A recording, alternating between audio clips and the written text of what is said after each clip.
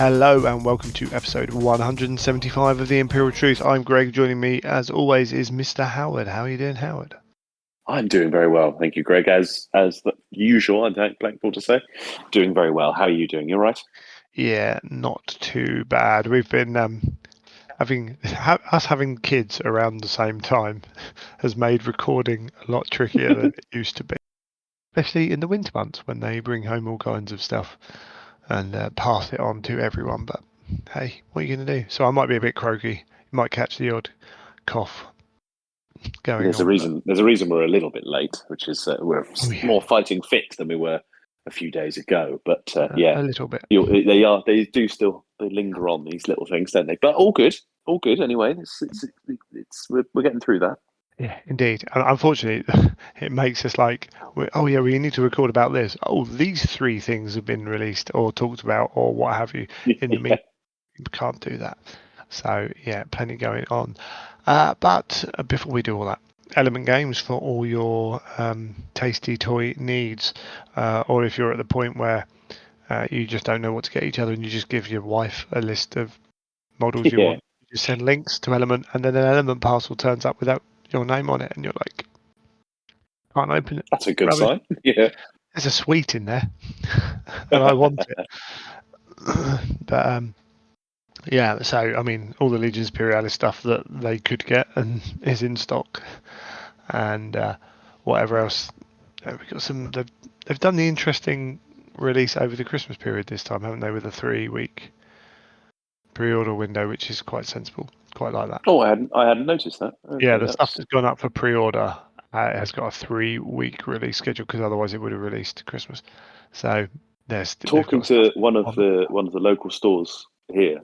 They found it strange that there was pre-orders went up while the other pre-orders were still in Yeah, play. The Christmas box sets still being on pre-order. It's still in their pre-order window when Legions went up. They were quite nervous about that because they were like, people are going to cancel their other pre-orders, and that's going to cause us oh havoc. I don't yeah, think I it never did. thought about that as a. No, I hadn't. I hadn't. When they pointed that out, I was like, oh yeah, okay. I wonder if that I wonder if it has affected them. So basically, the scuttlebutt is store managers telling people that it's to try and make sure they've got 2 weeks to get stock out to people. It looks like GW's warehousing, was never going to be big enough, unfortunately. And people will have a go at GW for this. You've got to remember, I looked at the share price for GW for some reason the other day, and just before COVID, it was level A, and then it went level B, C, D, E, straight up through Mm. COVID. We know that, and a lot of people got back into it. It just shows how well it was doing. Their warehouse was planned how long before that, and then this growth Mm. caught them. So it's not necessarily their fault. Plus the fact it's a new warehouse, plus all the other things, and it's yeah. They said basically it's just to try and get all the stock out in a timely manner to the shops, and I think they're still struggling sometimes with that. But Yeah, and we know that their release schedules are planned 2 to 3 years in advance. Or I won't release schedule's the wrong word, but their sort of programming, their scheduling is yeah, 2 to 3 years in advance, and that's going to be tricky. I do thinking of legions. Have we finished with Element? well, no, I I was mean just this is all part of Element. looking at So yeah, I was just looking at Element. They still have stock of, as at time of recording, they still have stock of quite a lot of the expansion sets, but not of the big box. But not everywhere has got any Legion stock. So good to see they've still got a few bits and pieces. yeah, If you wanted absolutely. that to add to the collections that I'm very excited to build myself. To build, Howard, to build. Good point. Have you not Good point. already shown off? Are you not um, internet famous I'm a big deal. painter? I'm a big deal now. No, that's it. I've gone. I've gone huge. I've gone viral. Trying to find your post that I've got up here somewhere. Oh, here we go. The makeover from Hobby Heroes. Howard T, the Imperial Truth Oh, podcast. Look at that. look at Some that. solar auxilia. Up in bright lights. Did you rush and show Ellie your Yeah, I your did. photo? Yeah, I did. I did actually. Was she? Oh, I'm so proud. Fortunately, I thought, do I?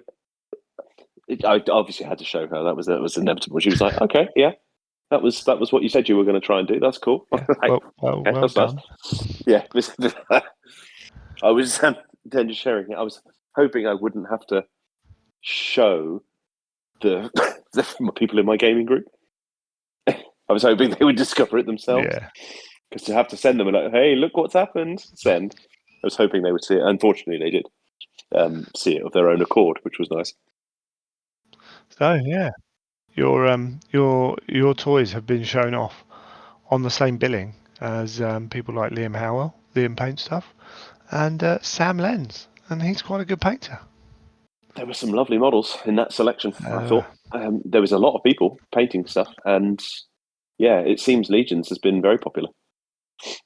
yeah, absolutely, and they seem to have sent it out to a slightly different set of people as well. Legions of Yeah, Heroes, which was interesting. Um, but yeah, super cool. Well done. Looks really good. I've actually got some paint on some of mine, but nothing finished. are you It's still working on yours? You're still working oh on your. yeah. Did you have you settled on a scheme? I might have. We'll find out. I'll post them when I'm done. I've got most of the base colours down. Um, Okay. I tell you what, painting the weapons is a pain. Like on sides of Yes. tanks. I'm only doing tanks and dreadnoughts at the moment, and I'm like, do I just lather it all in silver and just whatever? Like I'm at this, I'm not the best painter. I'm also incredibly slow. Um, I'm a bit untidy at times, so it's like, do I really? How long do I want to spend painting Mm, these properly, or do I just want to be like you're 2 foot away? yeah. Crack on. I But hey, found quite a few people had different are coming to that conclusion, particularly the infantry. They're like, you could spend a lot of time on this, but actually, I'm viewing this from such a distance. I need to paint 150 of these or 200 of these. Maybe I'll dial that back a little bit.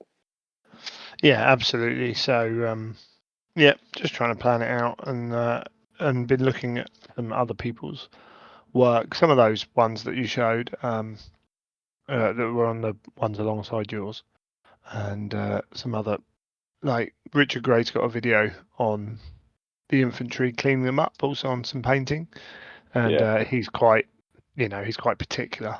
But I've been looking at Cult Paint did their 18 legions in 18 minutes or whatever it was. Um, that is a highly entertaining video. That's a really fun video. Well, You had to what it's race quite through them all. good Yeah. for, so I've got some black on my Space Wolves, and I was like, I'll just watch this. I'll see how Henry goes about painting his wolves. And I think I finally come to the conclusion that I will never be happy with the shade of grey. Um, so not without doing a lot more work than I'm willing to do. So hmm I like, cool, this is the grey I'm going for. But then I started to paint black on, and I was using black that was really black, and it was like, yeah, it's not quite kicking it. So actually stole his black from his Dark Angels, Oh which is yeah, the basically sort of Inked blue, by yeah, the Darkness. greeny blue But back, yeah. mine's slightly darker than that, but hmm just because I'm rubbish at mixing and got it wrong. And I was like, yeah, that'll do. So just it just takes the edge off that black a little bit, which is cool. So yeah, just Nice. trying that. But yeah, trying to get some painting done anyway. Uh, you've been working on your legions. Has that been on your hobby table? Yes, I have. I mean, obviously there was the race to get the models out, or as there were all those publications were going out, as the articles were going out. Mm. But after that, I started building some of the marine bits. I keep meaning because there was also the discovery when doing those the solar auxilia stuff that painting infantry on the sprue is a much better idea than trying to Oh, paint them on the base, particularly for the Marines. Fortunately, the solar auxilia, because they're that much smaller, there is at least there's actually a reasonable amount of space to be able to get to them when they're on the base. Some of the Marines, Terminators and stuff like that, I think it would be very difficult. So yeah, I keep meaning to oh, paint them. That's holding me back a bit on there because I need to undercoat them on the I'll sprue I'll let and you know paint them how up. difficult it is when I have Yeah, to paint I those think mine. it. But Yeah, I think that's a thing. I think that is going to be challenging. I've seen a lot of people cutting them off the sprue and putting them on like lollipop sticks or coffee stirrers, that kind of thing. Yeah, I think. Yeah, Seems like quite a lot of effort there, rather than just do it on the sprue. yeah. You can But cut yeah, the sprue down, can't you? Like I've seen some people leave them all literally the sprue intact, apart from obviously that's the what I was missile planning. launchers. But someone did point out that a lot of the models then are a different way up from each other. Yeah. So it would make doing a Zenithal Slightly basic trickier coat if you're is a doing. little bit hidden, particularly if you're doing the spray can, rather than Depends an how you're airbrush. painting them at the end of the day, Yeah. but yeah, but you can easily snip the sprue off into strips Yes. and then blue tack them down or what have you, and you can crack on with your Zenithal, and then you can use that to hold as well. So it's Yeah. not a bad plan. But Really yeah, enjoying them though. I did pop into GW and make up a Rhino. Oh, so I have now built a Rhino, which is cool, and I got a few kits for the launch of Legion, so from some very kind belated birthday presents from my friends. cool. So yeah, I'm going to be going in full steam on Legions. I did build a regular size Rhino as well because I still just quietly plugging away at trying to build up an Ultramarines list. So I have had the chance to do that. I'm really enjoying just building at the moment more than I am painting. There All was the that time, race up with the solar, but yeah, much prefer the building. big time. What have I done? I've cleaned up my desk a little, and it's still a mess, which is amazing. Mm. Um, I did get some 3D prints for my demon army because Oh, hello. so my demon army is all corn at the moment. Anyway, I'd have to start a completely new one if I want to change it up. And I need swarms, and there are no corn swarms. What do you do for swarms? Mm. And decided that actually some 8 mil / 10 mil Genius. juggernauts, 3 on a Amazing. base, work out pretty well for a little swarm base. So Baby juggernauts. baby Amazing. juggernauts. So I need at least like 15 bases of them. Is So it I've got baby juggernauts or 3. pygmy juggernauts? Just little tiny things. More Take them out pygmy, of the yeah. They're not going knees. to grow. They're that size. So yeah, just thought that I've seen people do it with bloodletters, but I thought just the juggers by themselves would look fantastic. So yeah, Genius. jumped on that. Aside from that, I must admit I did get hold of a load of FTLs for War Master for third party. I mean, it's perfect for it though, isn't it? Really. Yeah, it is, and I'd never really properly played it back in the day. Someone was like, "Oh, it's a really old game. You've got to remember that." And I'm like, "Yeah, but War Master still talked of really well. Like, it's Mm. not like it's really old Necromunda, which had major Mm. issues, or it's really old 40k. It's not second edition 40k. War No. Master was a good game system. Well, That sufficiently so that they took it over into something else. It was Ancients, the mechanic was same as Ancients, yeah. yeah, it was taken over again into something else. I think that One, it I quickly think went on to do. the common current, pike, no, shot, I want to say it's the other pike one, and shot. Yeah. pike and shot. Yeah, the current kind of thing people play with, I think, is a slight altered version, cleans a couple of little Right. bits up, but one of them is in Old War Master, if you win a fight and overrun into another unit, you fight again, and there's Mm. no end to that process. So, like a Chaos Knight unit in the flank of an army can just kill a whole army in a turn. So, Mm. yeah, I think there's a couple of little bits. There are always going to be a couple of little bits. So, me and Yeah. a mate might get some stuff for that done at some point, because manoeuvring is a big thing, and I'm Mm-hmm. missing that a little bit from 40k and Age of Sigmar, which is why I'm looking forward to the old world. That is a different podcast. So, majorly, oh, so cool, so cool. They've really ramped up the coverage of that. It seems to be Well, it's coming out they're end of doing quite a January, bit. so Yeah, and it's not start of far, is February. it? Oh no! So yeah, I need to get working on some of my stuff for that. So that's been my hobby, and waiting for some Are Christmas. you going in at launch on Old World? Well, I I mean, I've presume got so. models. Yeah, I've been buying Slaves Yeah, of Darkness models for a little bit to use as Chaos Warriors. So nice. yeah, there might be another army, but we'll have to see on that In the front. fullness of time. Hmm. We shall have to see. I think a few guys at the club certainly want to do legions. Got to kind of remind them that that's a thing, and a few guys will do the old world. We had a lot of Warhammer fans.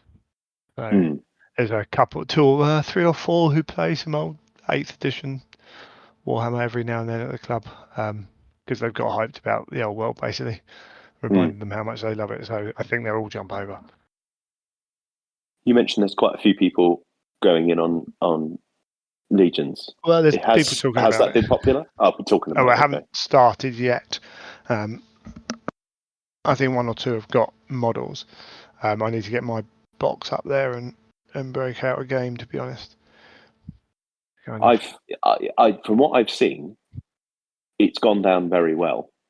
I don't know what sort of numbers of it they actually made available. I mean, I can't imagine they made as many as they did Age of Darkness box sets, for example.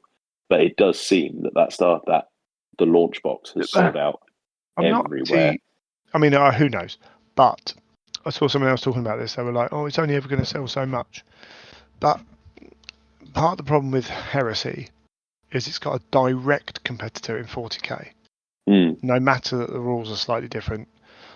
If you play Space Marines, you can play Heresy or you can play 40k. If you play other stuff and you're not as into Space Marines, if you want to play sci-fi wargaming, you can play 40k, which has got a lot more players than Heresy. So in some areas, it's limited by how many people play it as well. Whereas Epic, there isn't anything directly. Well, Drop Zone. Yeah, exactly right. Drop Zone. That's kind of it. Mantic are bringing out their own one. Yeah, Old it's Epic. not here yet. Yeah, BattleTech maybe. That's probably closer. That's more adept of far closer to Titanicus. Yeah. Comparison. So, in terms of the Games Workshop game universe, it's independent. So yes, completely. People don't go, "Oh, I want to play a 28mm scale war game. Do I choose Heresy or 40k?" You don't sit there and think, it's I want to play 28mm. Oh, there's a bigger scale game here. I did see someone was commenting on how expensive it is to get into Imperialis, and they kind of got into the head that it was a specialist game and therefore it would be cheaper to get into. And it's like, but it's grand scale war. Like, the price. It's tricky. Don't get me wrong. It's tricky because it's not cheap. It depends where they were coming from, because older versions of Epic used to be quite cost effective compared to the bigger scale games, because you could buy one box of infantry and you could, in theory, or one or two boxes of infantry. I think it was unfortunate. There's numerous things that have been unfortunate about the way Legions is released. It was unfortunate that White Dwarf article, the battle report, came out when it did, because a lot of people priced up what that was going to be, and the way those armies were created were not particularly efficient for the use of models that come in boxes. So to be able to build some of those things, you had to buy multiple boxes, and you would have not used large portions of them to make the armies in there. So it suddenly creates these figures of people saying, "Oh, it's going to cost me £600-700 to have a 3,000 point army." But this is part of it, right? And it was like, well, no, it isn't. Well, the direct comparison was to games like Necromunda and Blood Bowl. And it's like, well, it's a fundamentally different game system. Now, I think part of what he was trying to say is, I can get into Blood Bowl for 20 quid. That's fair enough. That is a different thing. But this is a guy who's in the GW system and was like, I want to get into this, but it's pricing me and I'm like, but why would you ever expect it to be cheap? If you want mass models, you have to buy more models, even if they're smaller. That's the nature of the system. But also, you don't have to play 3k to start with. And what? He had overwhelmingly, I'm seeing people say that. Yeah, that person has Titans. So okay, 30% of your army could be a Titan. You could have a Reaver. You could have a Warlord. All of a sudden, you've got a just under a 2,000 point army or whatever, just by plonking a Warlord in with 1,200 points. So there are ways of making it easier. Also, when you're playing at your club and you're getting in the game, who cares about the percentages? There is a point that you could argue that having the solar in the box means it's less useful if you just want to play Space Marines. I can get that. But whatever. Again, if you're playing to build up armies and you're getting used to the rules, ignore the allies percentages. Who cares? Particularly for those people who have got access to, either through their own collections or friends of those who've got it, where you've got knights and aircraft and titans and stuff like that. People have got. Just I mean, those absolutely. cost a lot in Legion, so it's quite straightforward to get into. And also, I think they were looking at a lot of. I think there was an element of, you need however many infantry bases, and then I need this many infantry bases. Like, okay, but if you have a squadron of land raiders aren't out yet, Kratoses, and you maximise that, that's going to eat into your points quite a lot. There I think are ways the to do it. suggestion that 3,000 points is the sort of is what the game was designed for, is the standard game, as it puts it in inverted commas, and says, but you can obviously, even the rulebook says, play whatever you like, but we recommend this as the standard, and it's huge. Everyone I've seen who's had their initial go at the game has said that is a lot of stuff. I mean, I saw Henry from Goonhammer, he put together an example list for himself. He was just experimenting with what his initial list was going to be. At 3,000 points, it was 25 activations. Was that with what's available? Yes, that is with what's available. To be fair, and his first thing he said was build smaller armies based on the stuff that we have available right now. Right. Don't try and do a 3,000 point army with this very limited range that we've got. Once You've got Spartans, Land Raiders, more dreadnoughts, jet bikes, land speeders, all that stuff, right, is going to change the size of your armies, because you start putting Terminators in Land Raiders, bet it's going to add up quick. Oh yeah. So there's an element of that as well. But I'm very pleased. In general, I'm very pleased to see it seems to have been very popular, and I'm really hopeful it is, because I'd just love to see this game go from strength to strength and be well supported, rather than be sort of lukewarm or something like that. What have you started with the Space Marine models? No, I've built the tanks. I haven't done anything with the infantry. Have you had a look at the infantry that are a problem in inverted commas? I have, and I've been following that conversation quite closely, and this is me speaking as someone who has a 3D printer, has experience of it in my day job, and so was sort of interested in that and experimented with that in numerous different scales and things. So I was interested to see how they achieved it. I have looked at the models and the way they've come out, and I don't think it's a big deal. Particularly not at the scale, and as it is a mass battle type game. I really don't think it's a big deal. I think it's interesting where people are making slight adjustments to kind of improve that, if you like, where you get these slightly stretched details, I suppose is about the only way to describe it, to suit the injection molding process. I think they do look better when people do that, but it's when you really appreciate the size of these models and how they rank up and sit on bases, it just doesn't matter, because it's the scale that it is. It's the effect of an army. It's an effect of big numbers of these units, not interrogating individual models. It really didn't bother me. So Richard Gray's video on those models shows him cleaning them up and how like the model design is still in there. Like it's almost like excessive flash, which is cool. So if you want to go in and clean them up, you can if you're careful. You also get additional models you don't use, because you get sergeants and things like that. There's a few left on the sprue if you want.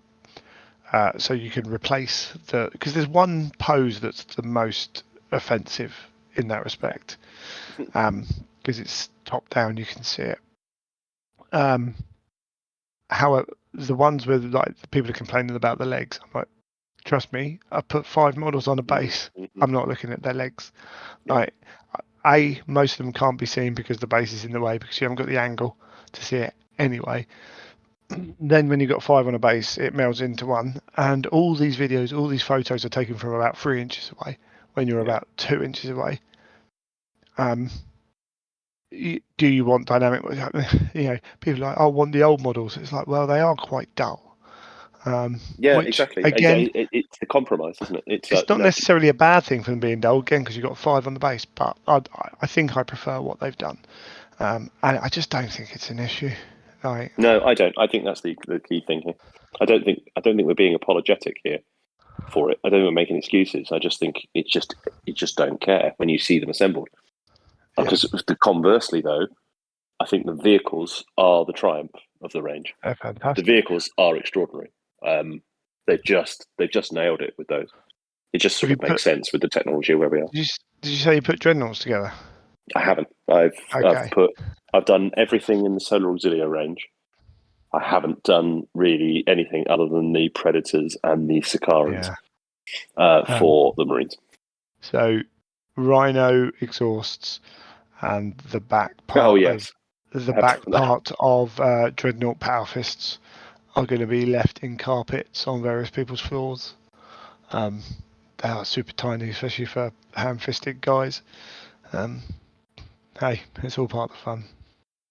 They are. They do look good, but they're worth it though once you've got them built up. But yeah, like I say, Yeah, there seems to be very positive reactions and I've seen in the communities I'm a part of, the both online and otherwise. we talked about last episode about how you can um, magnetize or adjust, particularly your predators, things like that, the side Mm. sponsons. And there are a few people out there who've done it. The Paint Freak has got a view on how she magnetized the sponsons on hers and stuff. Um, you can do it. She did it pretty well. Electric Eve. You can find her on the Twitter and Instagram and all that. Um,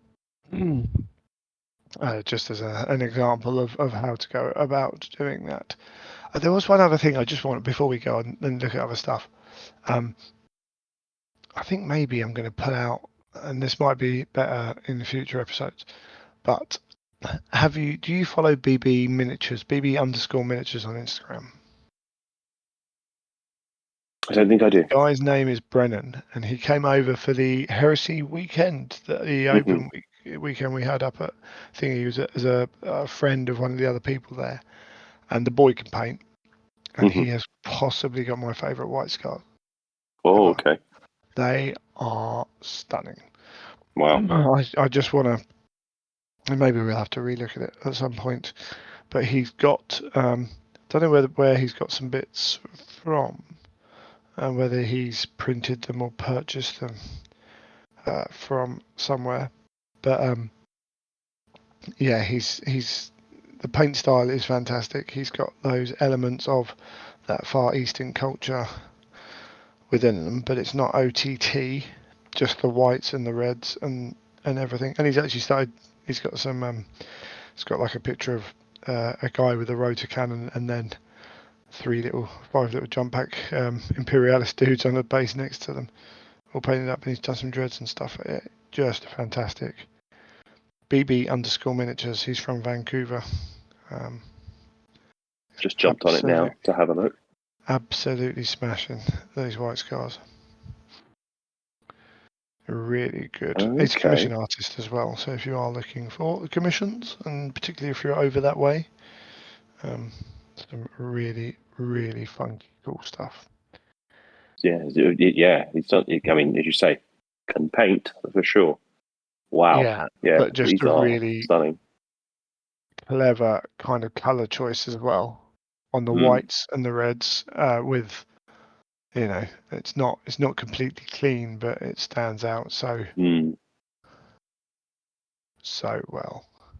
I'm really looking forward to seeing top painters and modelers get into this, particularly on some of these things. I mean, it's already a joy to see what people do with Titans, but I'm hoping we'll see more of the aircraft because it's interesting if people are sort of realizing, oh, this is cool. I can have a load of Marines come in dropping in from aircraft, and I think that's quite excited people to do that. And that going against a tank company Yeah. of Imperial Guard tanks or tank companies and infantry Well, garrisoning buildings and stuff. It's like, oh, this is going to look very good. it allows you to do uh, things that you feel like you should be able to do in 40k. Mm. You can't because of the nature of the game. and it just feels better at this scale. Like I've said it before, that when you look across a table and you see people with their tanks because they've got an armored spearhead or something, and it looks like a parking garage. It looks like a car park of these vehicles, and it's just like, well, that's just not the image I have of armored warfare. When you see tanks having proper distance between each other and moving across a big sort of open area or something with a city in the background with infantry slugging it out, it's like, this looks very cool. And then you add into that aircraft and stuff. It just feels the right scale for it. Okay, we should move on from that anyway. Just before we go for a break, did have some feedback on last episode? We did indeed, from fan. Well, yeah, that's probably a bit of a strong word, but yeah, Mr. Dan Burke. He sent in. Definitely a fan. Definite fan. I mean, that tattoo he's got of you is pretty wild. Pretty. It's amazing how when he moves his legs, it looks like I'm talking. It's not biased, but he said he was a big fan of the top 5 paint schemes conversation. He really enjoyed that. So thank you, Dan, for messaging us about that. Did he ever give you his? No, I haven't actually had that conversation with him. I will press him. Not that much. Make him commit. Well, it's just he's still writing it out and on parchment, ready to be presented in an appropriate way. And not cheating by picking the Alpha Legion. Exactly. Yeah. Not using all those dirty tricks. But yeah, it was nice to have a bit of feedback, and it was very positive, which is great. So, but any and all, positive or otherwise, would be greatly received. It's always nice to see people give feedback, and then we can adjust things or know that we're going in the right or wrong direction, or tailor it and give us ideas, etc. So we've had 100% positive feedback. So that means it was a perfect segment, and we shall do more. That's the only way. That is what the show will now be. It will only be top 5s. Well, I mean, there are, but there's a podcast there. Absolutely is wonderful stuff. Okie dokie, let us take a break, and then we'll come back and carry on.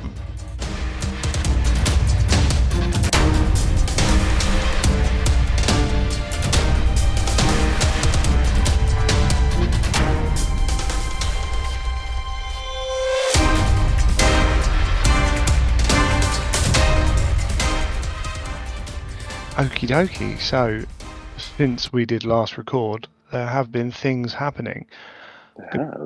It continues apace, doesn't it? Indeed, it does. It's unrelenting, which is not a bad thing. I've kind of ordered them on my computer here, so I'll try and go in a vague order, because I've grouped stuff together. But we have an announcement and release of plastic jump troops. Oh yes. Mark 6, they had a slightly different look from the renders we saw on the preview, whenever it was. Well, that was at Warhammer Fest. Yes, so that would be back in May, wouldn't it? Yeah, I think it was May. 6-7 months ago. Yeah. I thought I was surprised that how quickly they went from preview to release. That surprised me. That was it was like a week between them or something like that. I wonder if they had something else scheduled for the preview, and then we're like, we have to change that. Let's throw these on there. I mean, who knows? It doesn't really matter at the end of the day. But yeah, I think they look great. I was going to be looking forward to this particular unit, but I thought, I'm not I'm a very big fan of the poses. I'm not wildly keen on the jump pack. The marks of jump pack from those you see with the Mark 7s and the Mark 5s, Mark, etc. I think they look. So perhaps it's just because they're more iconic. Yeah. But I do think overall the Assault Marine is a cool looking model. I particularly thought some of those that they painted up for the sort of studio team painted up for the article. I thought some of those they absolutely knocked it out of the park. In fact, most of them looked cool. The Imperial Fists look great. Blood Angels look great. The Ultramarines look great. I mean, yeah, and go on for ages. But there were some really nice models there. Yeah. Initially, I wasn't a massive fan of the poses, but but I think they've grown on me a little bit. I think I wanted slightly more dynamic posing on them, the legs particularly, but they're kind of. I don't mind so much now. I think we could do with some more dynamic legs in the range. Yes, it's tricky because you see. I think they did a particularly good job with the assault intercessors from 40k. Yeah. Primaris assault intercessors. They were so dynamic in terms of just running poses, running assault, like real time charging kind of poses. I think personally that works better for me than leaping into the air or jumping off a rock or something like that for an assault marine, whether they have a jump pack or not. So those are particularly good. I don't think these are quite in that level of dynamism, and I agree with you. I would quite like to have seen that. That said, these are pretty good. They're certainly more dynamic than the standard tacticals, as you'd expect. So, I think these look good. Yeah, and you can certainly see I wouldn't want too many running legs, but there's one model that's leaning forwards quite a lot, like about to jump into either a sprint or to leap forwards, and it kind of, because of the jump packs, obviously they might not be sprinting in quite the same way anyway, so I don't think it's as much of an issue. But I think if we had one or two more, if 2 out of 5, 4 out of the pack were running, it wouldn't be too bad, because he definitely stands out, the one that's got the lean on him. But it's super cool. Just when I looked at some of those, the World Eaters look amazing. Yeah, I think they've done some really nice ones. Luke's it's quite cool seeing the different head packs on them as well. Yeah, which the community article did. I thought the Mark IV Blood Angel heads worked particularly well on them, but all of them look good, I thought. Yes, indeed. And interesting to note that they all come with, or there's enough combat shields for the entire squad, which means that they're not cheap, this unit. That said, I've seen several articles or people posting about it, saying they thought it was quite good value, the set, because when compared with the equivalent in 40k. Right. Because they don't sell Assault Marine equivalents in boxes of 10. No. So it's cheaper to buy this set than it is to buy 2 5-man sets, like substantially cheaper. I think, I mean, there's possibly an argument that you're not going to sell, like, for the size of squads in 30k means you package them in 10, you will, like, people will use 10, 20, people will make whole drop pod armies. How likely are they to be doing that in 40k? Less likely, I think, is the answer on that one, so that might have an effect on it. But 10 combat shields, loads of chain swords. What else is on the sprue? Lightning two claws. sprues, isn't it, for 5? Yeah, Twin one lightning pair of claws lightning for sergeant. claws. Yeah, which is cool. It's not like a whole host of weaponry on them, which is the only potential issue there. But there's a rumored plastic assault squad, isn't there, or some plastic assault weapons, I think, or something.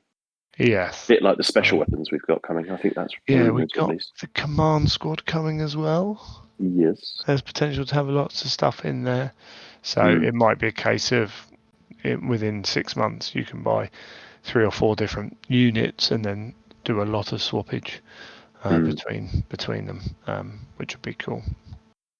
But overall I do like them, actually. Yeah, I think they're nice. I am planning. I haven't gone in straight away, but I'm planning to probably pick up one. I am properly in due course. If someone wants to send each of us a box for Christmas, that'd be lovely. Because these guys are Space Wolves, can jump their 14, run their initiative, and then charge, which is fun. Always good. That was one of the biggest releases, I thought, of the recent. Yeah. Of the news, I thought that was a substantial one. And we've had quite a few characters, haven't we? Yeah. Well, I was gonna say there's a method to my madness. We'll get the They showed off the Dracosans, didn't they? They did. I think we've seen most of the other stuff. The Dracosans look really cool, actually. It's boxes of 6, which isn't too Yes. bad. With a couple of ways to build them. I'll be Lovely, really lovely. interested to see how they do these follow-on releases, because we've got. I mean, there's obviously a lot that they've shown. I wonder if they're going to stick to the same kind of release schedule they had, and obviously that all just gets pushed back, or whether we're going to see a bit of a flood of stuff come out. I think the second book is going to be out much quicker than it would have been. I don't think they're going to move it too much. Because of the issues they had with getting this out, and the kind of the response from the community to that not being completely sympathetic, which fair enough, whatever. I think if they push the second one out relatively quickly, also it covers that kind of. Someone pointed out, like, Land Raiders and Spartans are peak 30k. Why don't we have them? Like, drop pods are peak. I agree with all of that. 40k. Why don't we have them? So if I was Games Workshop, I would just be releasing it on the same schedule and leaving a short gap, because I think it helps keep the momentum.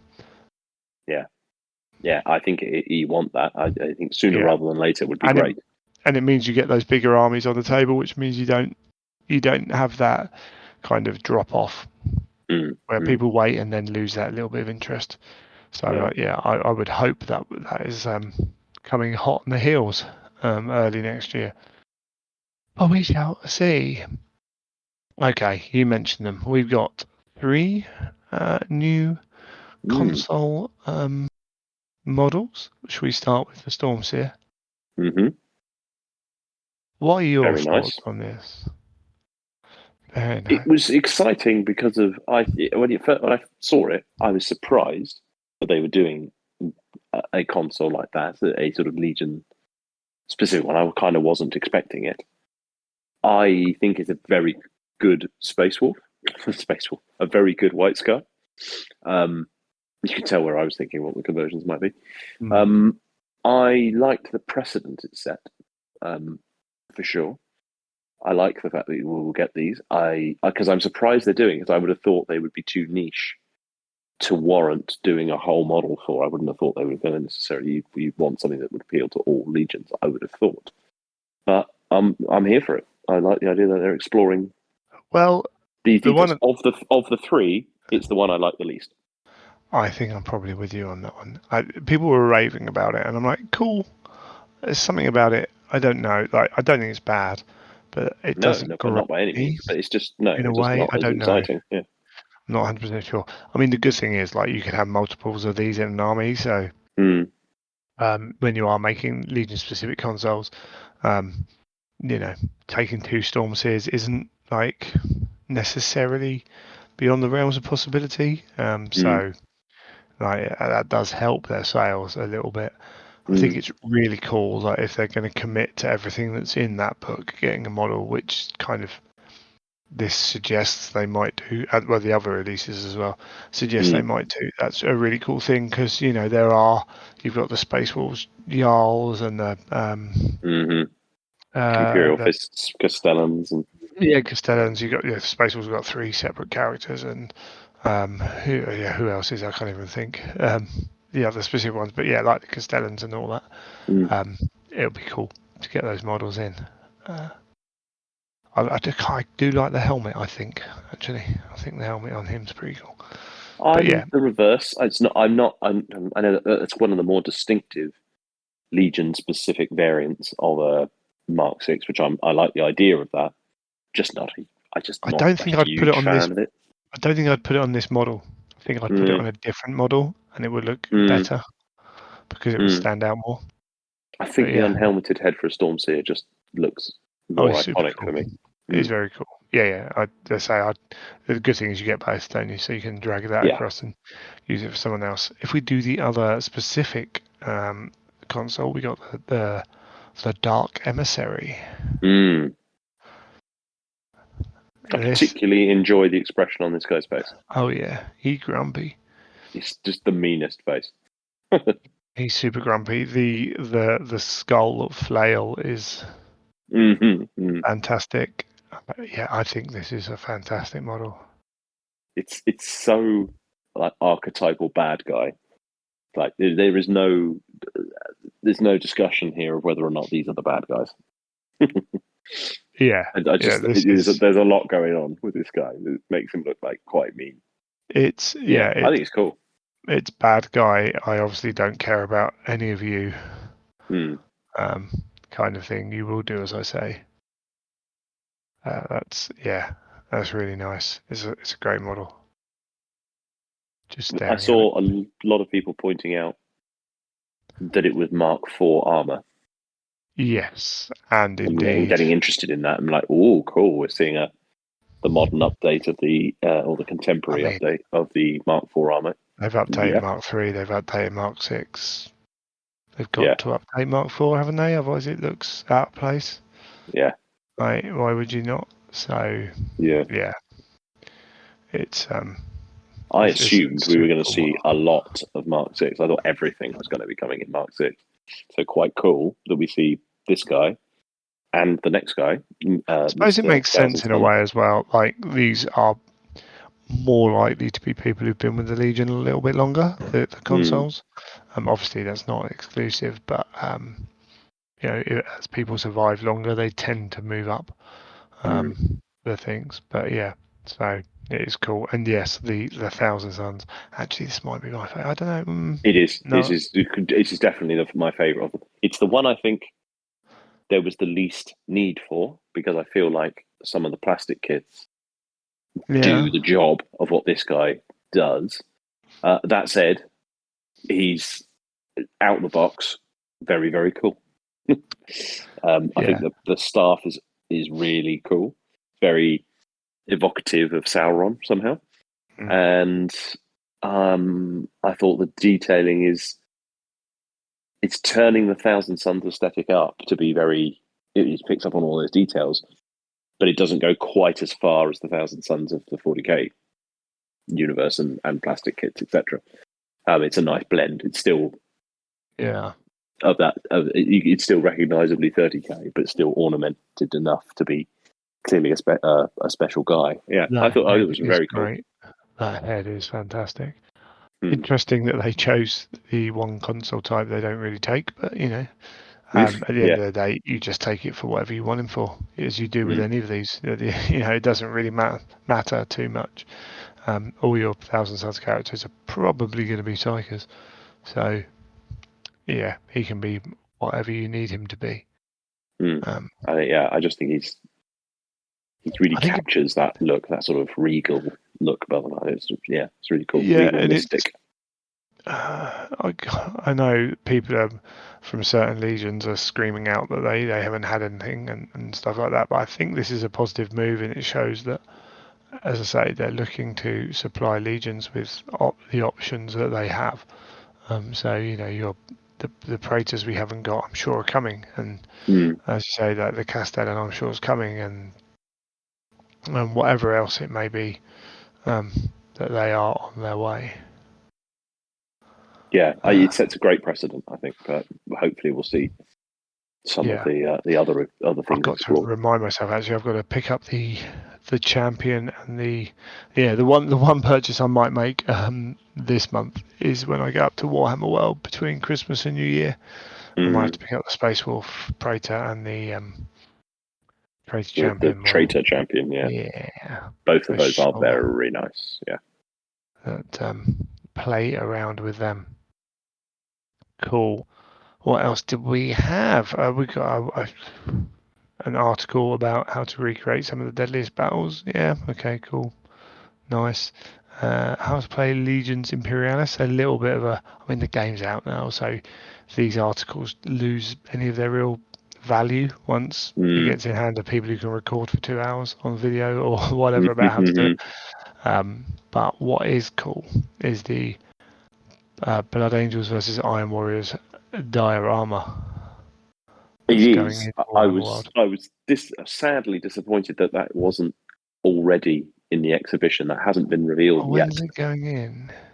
It's in. It's just not open for viewing yet. A Was friend it of the not? show, Michael, was up there this weekend And he asked if there was anything up there any of us wanted to see, and he would take a photo. And I said, there is absolutely. I'd love to see some photos of this new diorama.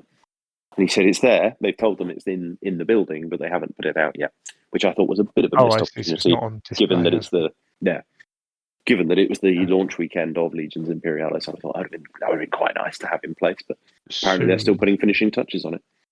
So yeah, Rubbish. it's clearly going to be a work of art, I would imagine. We'll have to contact people. So what are you doing, guys? Yeah. That's a lot of Imperialis Civitas kits. Oh my goodness, yeah, that's a pain. I hate building them as well. So I'm sure they've got their ways and means. Black Library preview weekend. In fact, you were talking about Michael.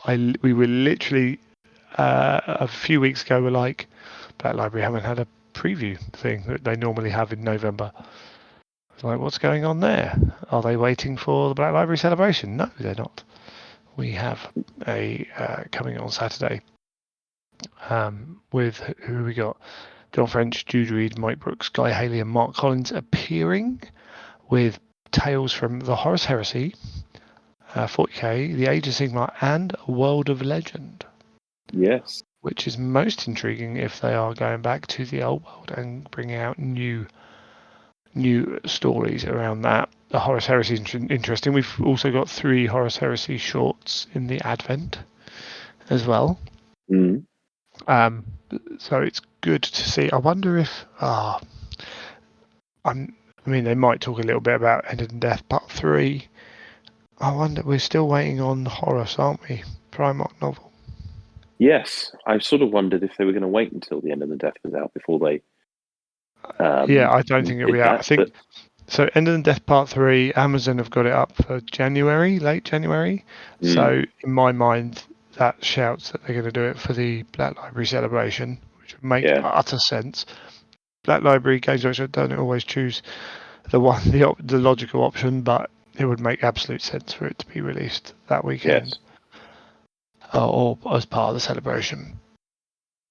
Yes, I would have thought that would be logical, given that's going to be probably their biggest release, or one of their big releases. So yeah, I would have thought so. And there's probably going to be all sorts of celebrating the finale.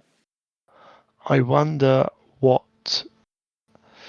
I wonder if they announce what's coming after the Heresy. I wonder. It's one of those things. Like whatever Black Library do, so Black Library are losing their big, ongoing, multi-million pound raking in series.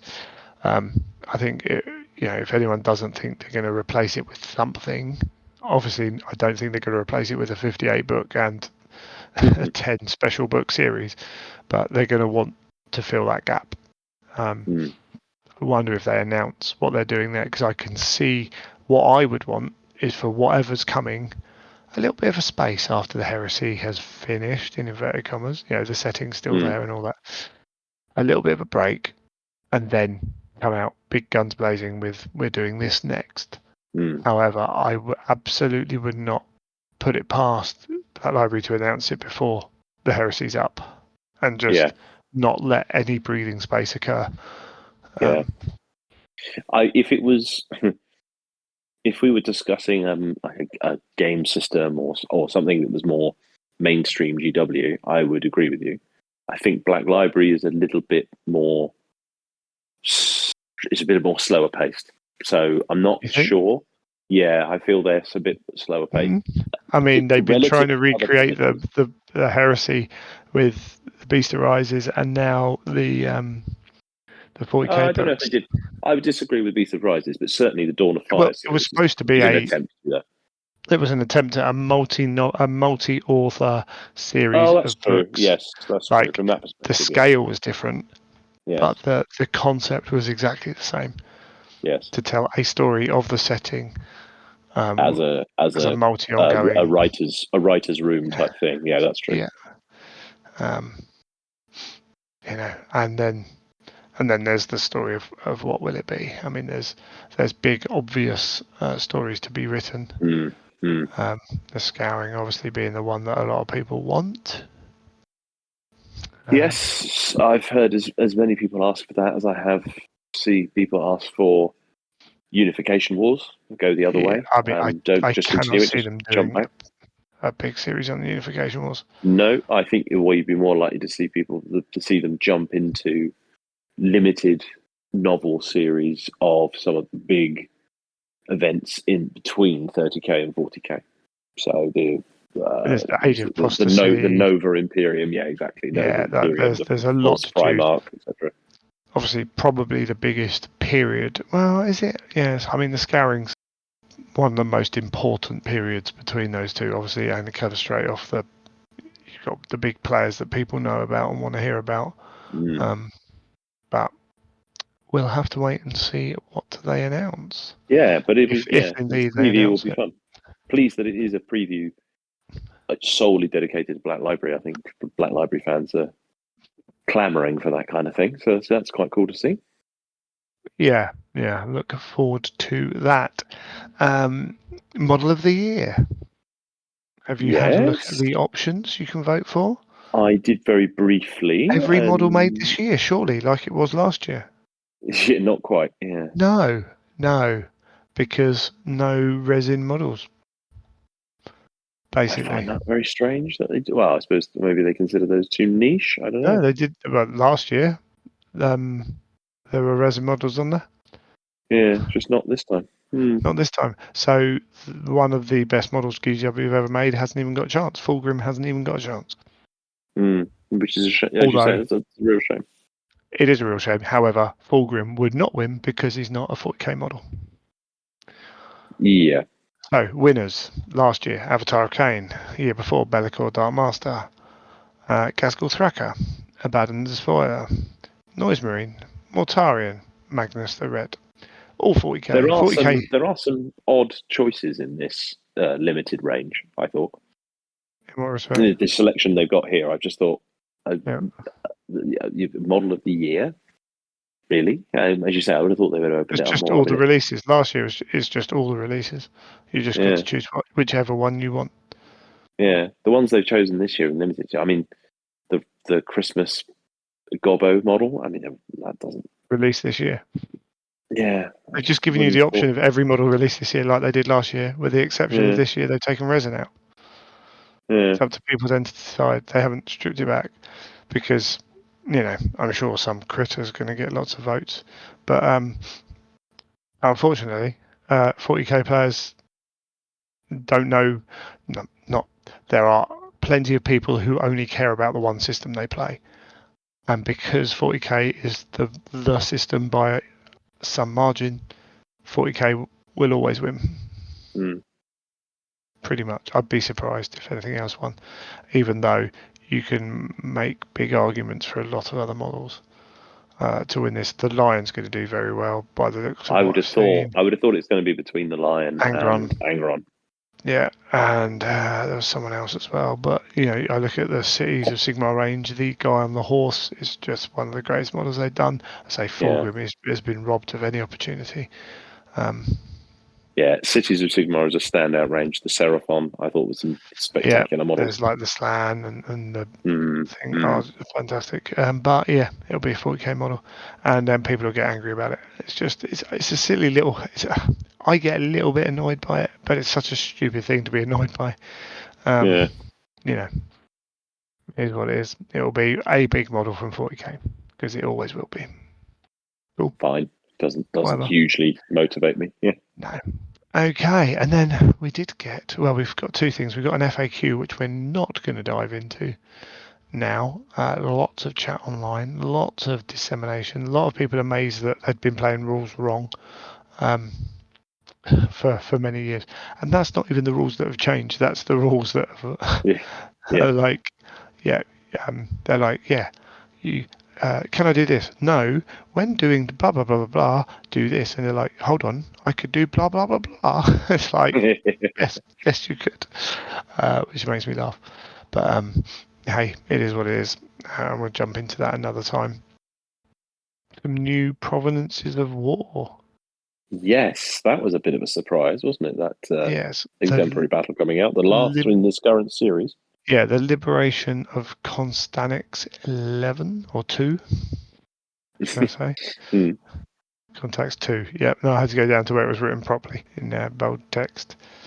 Yeah, super cool. So basically, you can. It's making your militia forces, imperialist militia. Let me get my words out. More mech based. So arms of the Omnisire. You can take las rifles rather than las guns. And you can upgrade las guns to las locks, up sniper rifles to arc rifles, and you can also force commander with this problem may exchange a close combat weapon for a corpuscent stave, various things like that. Can't be taken in conjunction with the armory of the old knight, but this is your Secretary basically, isn't it? Like the 40k style, like as opposed to the ones that people were hoping would come along beforehand. Yes, I mean it doesn't.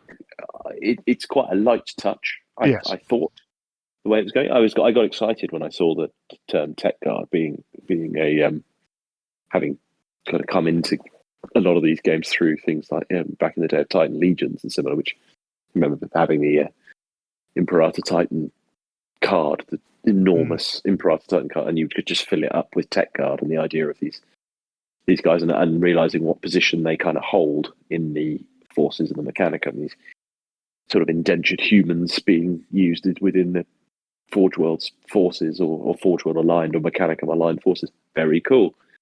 But it's not Skitarii, it seems. You do what you like, of course. It's your models, what your conversions are. But I sort of had this image that it was going to be Skitarii in some way or something like that. But it's more it's an extension of that. I mean, the militia really is the converters playground, isn't it? And it just extends that. It allows people who wanted Skitarii forces to play into that and things like that. And depending on how you want to do it, you got augmented levy. So unaugmented thralls conscripted into tech guard in times of dire need would face rapid forced augmentation. So this is basically taking levy squads with stubborn +1 leadership, right of pure thought. However, you can't have more other squads. May not have more infantry units except in HQs than it has imperialist militia levy squads in total.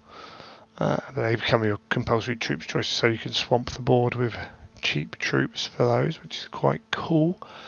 And then Forge Remnants. The force originates with a colony unknowingly settled upon the ruins of a long Mechanicum enclave, unwilling to inform the Mechanicum for fear of repossession. The force relies upon its own rudimentary knowledge to keep the equipment functional.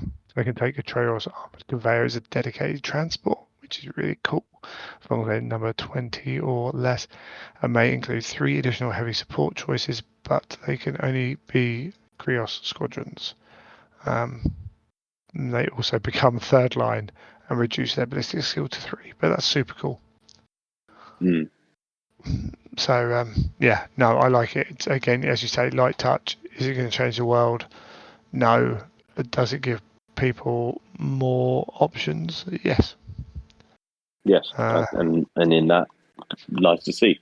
I really want to read the lore that they've included in there. I think that's going to be really interesting reading. We've been saying it for a while, but that's something we need to do, is to go back and break a few of these down, I think. Yeah, I agree. We might have to start with the Exemplary Battles book, because they've been no matter what you say, they've been put in a book, it becomes that little bit more kind of solidified. So there's more potential for them to do changes until it's in a book. Cool. Was there anything else we missed? I mean, I think that covers all of it. All that's happened since we last spoke. It's almost like, because it comes sort of, it's not in dribs and drabs. It comes short, regular drops. I mean, it's not one a week either. There's the odd one, like we kind of get 6 in a month or something like that. But it does make it feel quite full when you look back. There's always something coming.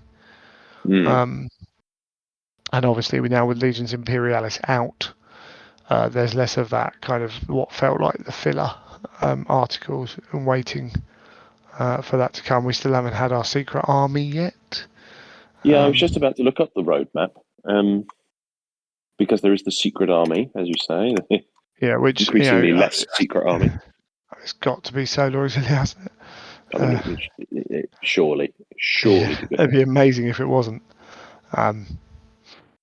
Truly amazing, I think, if it wasn't. Where are we?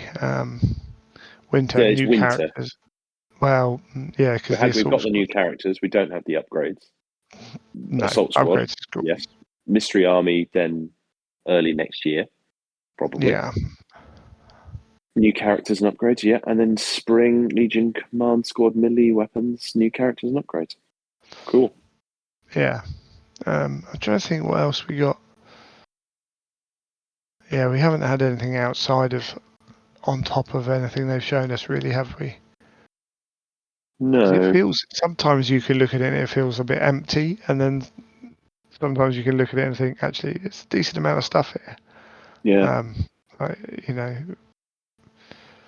I suppose if you're coming from 40k, it feels empty. I don't The think it pace is. of I don't think you releases. can say it's empty. I'm particularly. It's just No, there was so much comparatively. ground to cover. Yes, true. Yeah.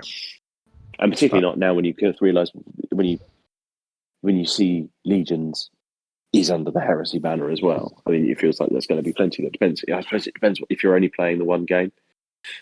Perfectly fine. That might feel like there's not a lot there, but actually, there is quite a lot to choose from, particularly the speed at which one can build up these things. I feel like we're doing quite well. yeah, oh no, I think it's in a good place. Bearing in mind, we've got 3 weeks now of getting through Christmas. Start of the year, we know the old world's coming out. That's going to have a decent release slot. But I wouldn't put it past GW to put the old world out and then a week later put out a new army for heresy. Yeah. Like They've got the capacity for that. they've got the capacity, but also, as you say, if you only play one game, although there are plenty of there's a bit of crossover in the older players, maybe, or the kind of long-term, long in the tooth players who might look for the old world and heresy to play both. I think I don't. The old world would not survive alone if it was looking at them, And this is where I saw a lot of people kind of saying the same thing about Imperialis. They were like, "Oh, they're relying on heresy players." I'm like, "No, they aren't, because it wouldn't be the game." Like, they're relying on getting new people in. They're always relying on people who aren't in the system, and I think it's working. Like, even with the restrictions that Imperialis has of being heresy setting, and therefore not having orcs in Eldar and everything else, it's still getting a decent kind of pickup. Yeah, I agree. So, but I think that's all the news for this period. It is, yeah. It's been, as I say, it's been good. I think we'll probably just have to take a break there and then come back and hopefully talk about Daemons.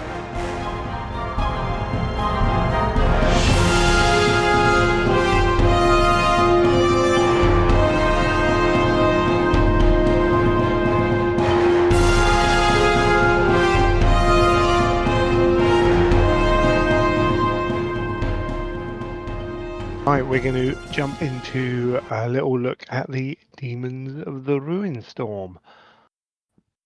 Interesting, yeah. It was a lot long awaited. Makes it sound kind of negative, but it was hotly anticipated. Perhaps people were excited to have that because it adds a whole faction and quite a complicated faction. And then they've had quite a storied history, I suppose, really, as a list, haven't they? From the previous edition and then on into this edition. Read the right word? Possibly not. Yeah. Not troubled? quite checkered either. Exactly. That sounded too dramatic. Yeah, there weren't any real issues within the list itself. Just people's experience of the list being used against them. They could be a challenging army, and needed a fair amount of common sense to play them. I think in a non-tournament environment. and they also required, well, a little bit of common sense with basing, because there was no official basing sizes. There were Oh, was there recommendations. not? I thought it had been a recommendation. There were I'm confusing recommendations. it with something else. Recommendations aren't official bases. We No. recommend you use 130 mil. Then people were like, I'm going to use a 60 mil because it looks better for this model. It's like, well, you know, if they've been play tested with 130, maybe you get away with 100. Like, then people say, oh, it doesn't really matter. And it's like, well, it can matter quite a lot, particularly if you're going from like, if you've got 32 mil bases to 40 mil bases on 15 dudes, that is a lot of extra inches you can take up on a table. Yeah, particularly when it's army wide like that, it is tricky. I was surprised. I remember at Fest, someone was one of the presenters was talking about one of the team fielding questions. Was like it genuinely asked the question of the crowd in that session, like, why is everyone so interested in base sizes? Why is that such a big deal? And it's for the very reason you've talked about. It's just, I mean, part of the problem is you play my demons, and I went by that guide as much as I could. And then the next bloke's same models are on bases almost half the size. Yeah. What's right, what's wrong? You see now with the old world, unit entries have base sizes listed on them. I saw that. Yeah, I saw that in the previews. For a small thing. It's quite set, isn't it? Yeah. Yeah, but I think it's a good idea. Just takes the ambiguity out. It just resolves an issue before it becomes an issue. Even if you're using other models, whatever you're using, these are the base sizes we used when playtesting. Therefore, these are the base sizes to use. Crack on. Right. Do what you want to do. But because even if you buy a Bloodthirster on an oval base, you can buy a 90 mil or 100 mil round base to put them on. Like, it's not extravagant, but yeah, hey, is what it is. It's headed it off before it's a thing because it is a pain in the ass to have to rebase or even just if you put doubt in your mind. So where specialists have gone that way with the old world, with the new demons of the Ruinstorm, they've just got no base sizes. Period. Do we want? How big is a Go sovereign? nuts. How big is like the HQs particularly? Like, is it what's this supposed to represent? You can't if it's Space Marines, even in 40k, probably go off the profile. Like, oh, that's a toughness 5 Space Marine. Probably can be on a 40 mil base. Be like a Gravis armor or what have you, or a character. Fine. Or the armor, as you say, the armor. Yeah. Classically, if it's a character, maybe it's a little bit bigger, but generally, how big is it? Yeah. How big is a Marine, Ruinstorm Terminator, power armor, Terminator, character. How big is a Ruinstorm Demon Hierarch supposed to be? How big is a Harbinger supposed to be? He's 135 points. He's got strength 4, toughness 5. Don't know. Well, particularly in something that is quite so fluid, as but by definition slightly ill-defined as demons and models. Absolutely. They could be whatever. I mean, I remember seeing a particularly entertaining demon army. I think it was for 40k or Age of Sigmar rather than Heresy, but it was someone had just made them out of cubes, just used polystyrene cubes, and they were just like, it was creepy as all hell. And it was like, actually, I don't hate it. It's like, I mean, it's one you're going to use. Borderline, is it? Yeah, okay. There was a bit more to it than that. It had been painted really well. It was like, and it was more than just literally in cubes. It wasn't just someone taking the piss. But I feel like that when people pose knights or dreadnoughts running and jumping over stuff, and I'm like, yeah, no, that's not for you. But, it's not for me. No, not for me. So, yeah, Demon Ruinstorm PDF dropped. Interesting to say the least. Say, no base sizes, no real, like, kind of, okay, we put lesser demons in. Oh, we sell 4 units of lesser demons. Or start demonettes are on smaller base size than all the others. But also, people, as you say, people aren't using those demons.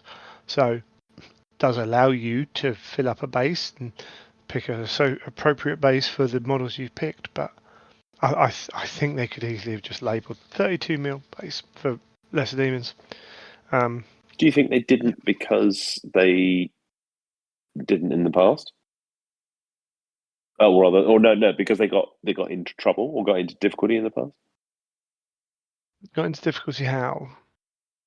in the way you described, where it was a set of recommendations and then it no, caused. because I just don't think they went far enough. I don't think you do recommendations. I don't Yeah. see the harm in being explicit. So what do GW want you to do? They want you to use their models, right?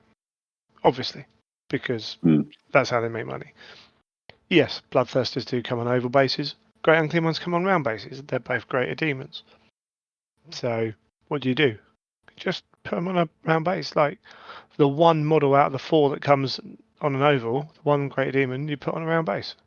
It's like it's not a major issue, I don't think. And again, if people aren't that worried and their gaming groups don't like bothered, they'll just use the oval base anyway. But that's the models they sell. When you come to behemoths and archdemons, they've got name demons, they're fine. Cavalry, like beasts, like look at the beast, look at screamers, look at flesh hounds of corn, and just pick one of those bases that, like, if they're slightly different, they come on. Cavalry, the same. Like, just look at Juggernaut and just select that. Just write it down, because again, like you can just fit stuff on, and in a game like this, it probably won't matter if someone decides to use pillbox bases, which I hate, for cavalry models, like they do for bikes, as opposed to ovals. Like, it's not a major issue if you're playing the game in the right spirit. Or in that spirit, should I say? But I just think they should have done it and just, like, demon swarms. As far as I'm concerned, demon swarms have all swarms pretty much have always been on 40mm bases. So I'm using 40mm base. But it does require. It would have just avoided that being a conversation. Just I don't see that they gain a lot, and my only guess is that they're reducing the amount of grief they get from people having old armies. So I mean, my army will probably look really out of place, because I've taken Bellicor and I put him on 130mm base because he was my main character kind of dude. I have 4 or 5 guys on 100, probably 6 or 7 on 100 to 130mm bases, because I was using different ones. Realistically now, does a Sovereign have to be on 130mm base? Probably not. Could probably put it on 100. I mean, some people are talking even smaller than that. I kind of like the fact that they're on big bases. It's quite restrictive when you're moving them around the table, which maybe I will. Maybe I'll rebase some of them. I don't know. But I mean, some of the big guys, I can't, like, I would say I've got Carbander, but I've got some of the version miniatures, big models, and they're not going to fit on much smaller bases anyway. So if I want to use it, and again, I don't really care that much because it's not a tournament. But yeah, I just think they missed a bit of a trick there. Old World have gone completely the other way. Yes, they do have models in line, but even if, like, they know a lot of people are going to 3D print, go to other people, have old models who might not necessarily go out and buy the new Bretts because they've got a Bretonian army, but they know to rebase their Grail Knights to 30 by 60mm bases. Cool, simples. They'll do it. Or they won't bother because their gamer group doesn't care.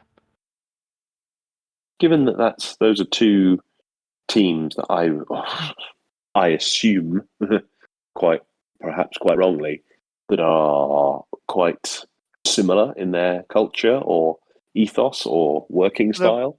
I mean, they're all under Andy Hoare. Well, exactly, and all under what would have previously been the banner of Forge World, now is probably called Specialist Design Studio or something, or whatever.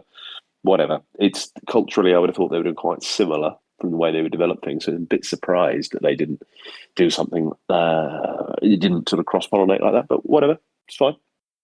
Yeah, I mean, I could see the invalidation of people's armies, or making them feel like they have to rebase as being a negative. I think they should have just swallowed it. I was like, cool, whatever. This is what we suggest, because, as you say, again, a lot of the time it won't even matter if someone goes, stuff it, I'm not rebasing. Are you all right with this unit being on 40mm bases? Yeah, cool, no worries. It's a rare person to say, no, I'm not. Well, yeah, and depends on the person doing it as well. Like, when someone's like, oh no, I based them on this. I mean, there was a 40k tournament years ago where I think it was Fleshhounds of Khorne were based on really small bases, so he could deep strike. Well, they're used to deep striking equivalent. He could fit way more into a smaller space.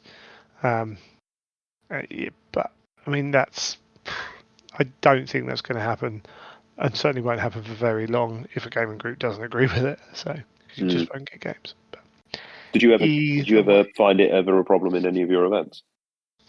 what Did wrong anyone size ever raise bases? it as an issue? Yeah, did anyone ever I raise don't it as an think issue so. or call over? I don't think Yeah, so. I mean, tricky one to make 90 into a thing. 90% of armies are Marines anyway, and they're all Mm, come with bases. And I mean, you got the 25 mil to 30 mil change that a lot of people didn't want to do. Some people mm. stuck with that. So some people stuck with old Terminator bases for probably longer than they should have. But there we go. It's all good. All good. Right. So yes, much anticipated, shall we say? I mean, they're an integral part of the heresy. Demons. Yeah, I mean, we essential. should. Yes, Yeah. that You know, from early in book doors one, in it as in book well. one, Actually, yeah, quite Whisperheads. Straight away we're indeed, getting a indeed. demonic figure, and we've seen that certain people aren't surprised by the fact they've come across these entities, so we can guess that. Or in fact, it says it a few places as well that they didn't necessarily know they were demons, but they knew that something was out there.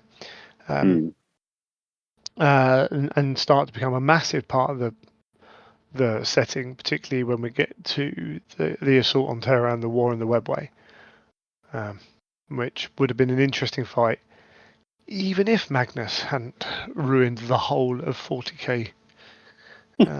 But hey, he was just trying to do the right thing. Um, Tell that to the big golden door that ruined any hope humanity had. Um, can you? I'm not sure.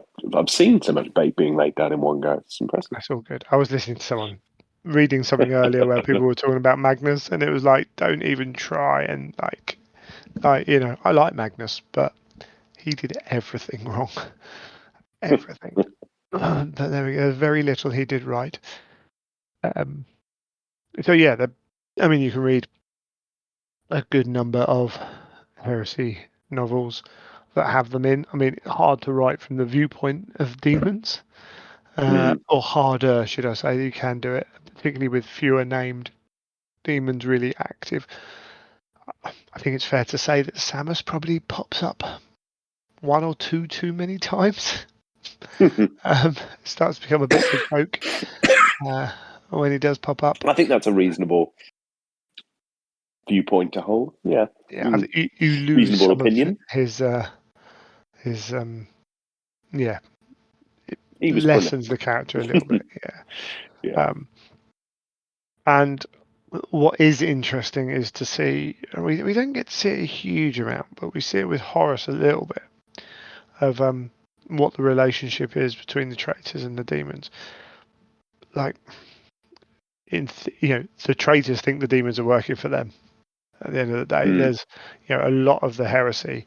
The traitors think they're in charge, and mm, Horus does for a while, and Erebus helps kind of feed that a little bit before kind of realizing that maybe it's not quite as straight subservient as that going forwards. mm, And this, in first edition, this was represented by the fact that you didn't have to be a traitor to play demons.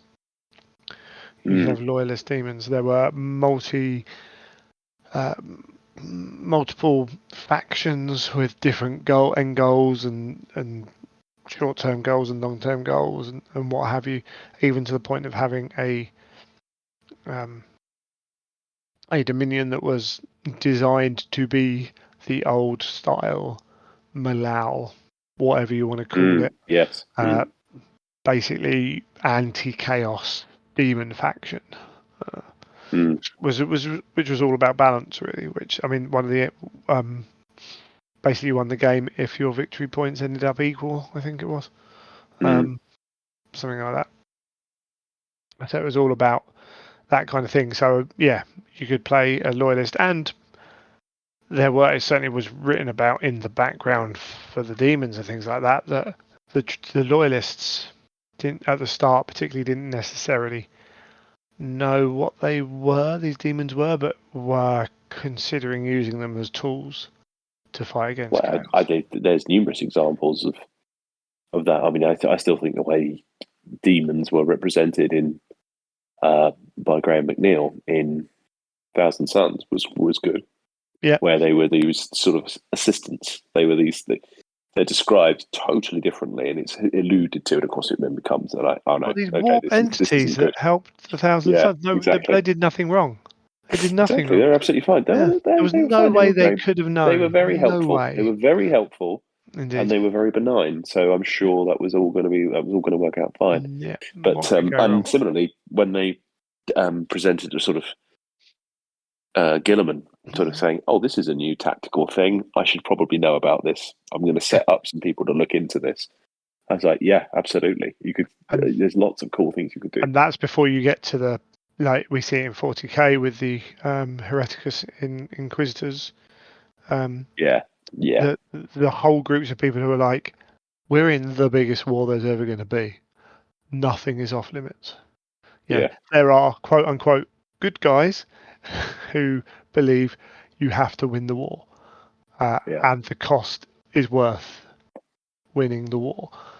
yeah, So, yeah, it's changed now. They are traitors. Makes it a bit yeah. simpler, I Straight up. think. Yeah. I don't necessarily think it's a major, massive bad thing Well, that's also happened. this is where calling it that's being quite specific with that army list, I think, is quite helpful. It's demons of the Ruinstorm. Yeah, yeah, It's not every demon. It's not an all comers list that tries to be usable by everyone and everything. It allows it to be a bit more specific and therefore a bit simpler because you yeah. haven't got to accommodate quite the range of options or otherwise, or be everything to everyone, which I think is probably beneficial. And I wonder as well if it's a design space thing in that if they're traitors, they don't have to worry about loyalist things interacting with them Yeah.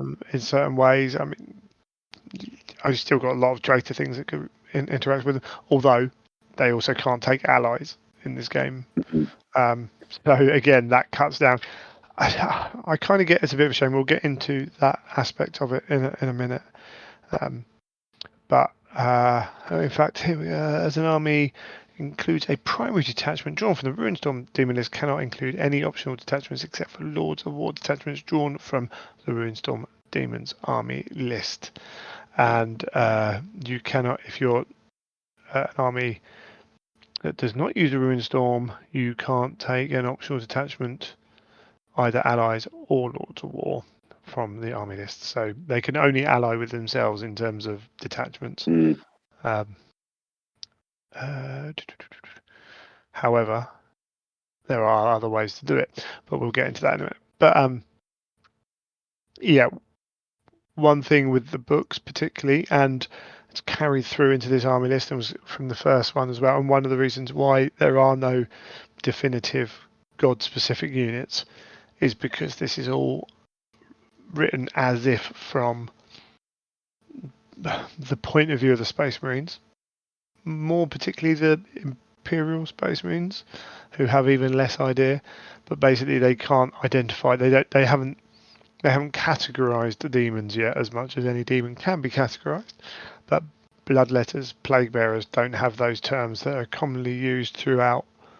To identify what they're fighting, which is Yeah. why we have lesser demons as a singular title.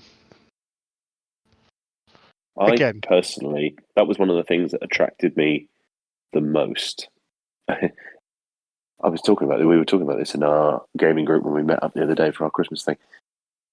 We almost found that demons had become, particularly, I mean, there was a lot of Black Library fans there. They were saying that in a lot of the literature, demons in other settings, Warhammer 40,000, Age of Sigmar, similar, had become too recognizable.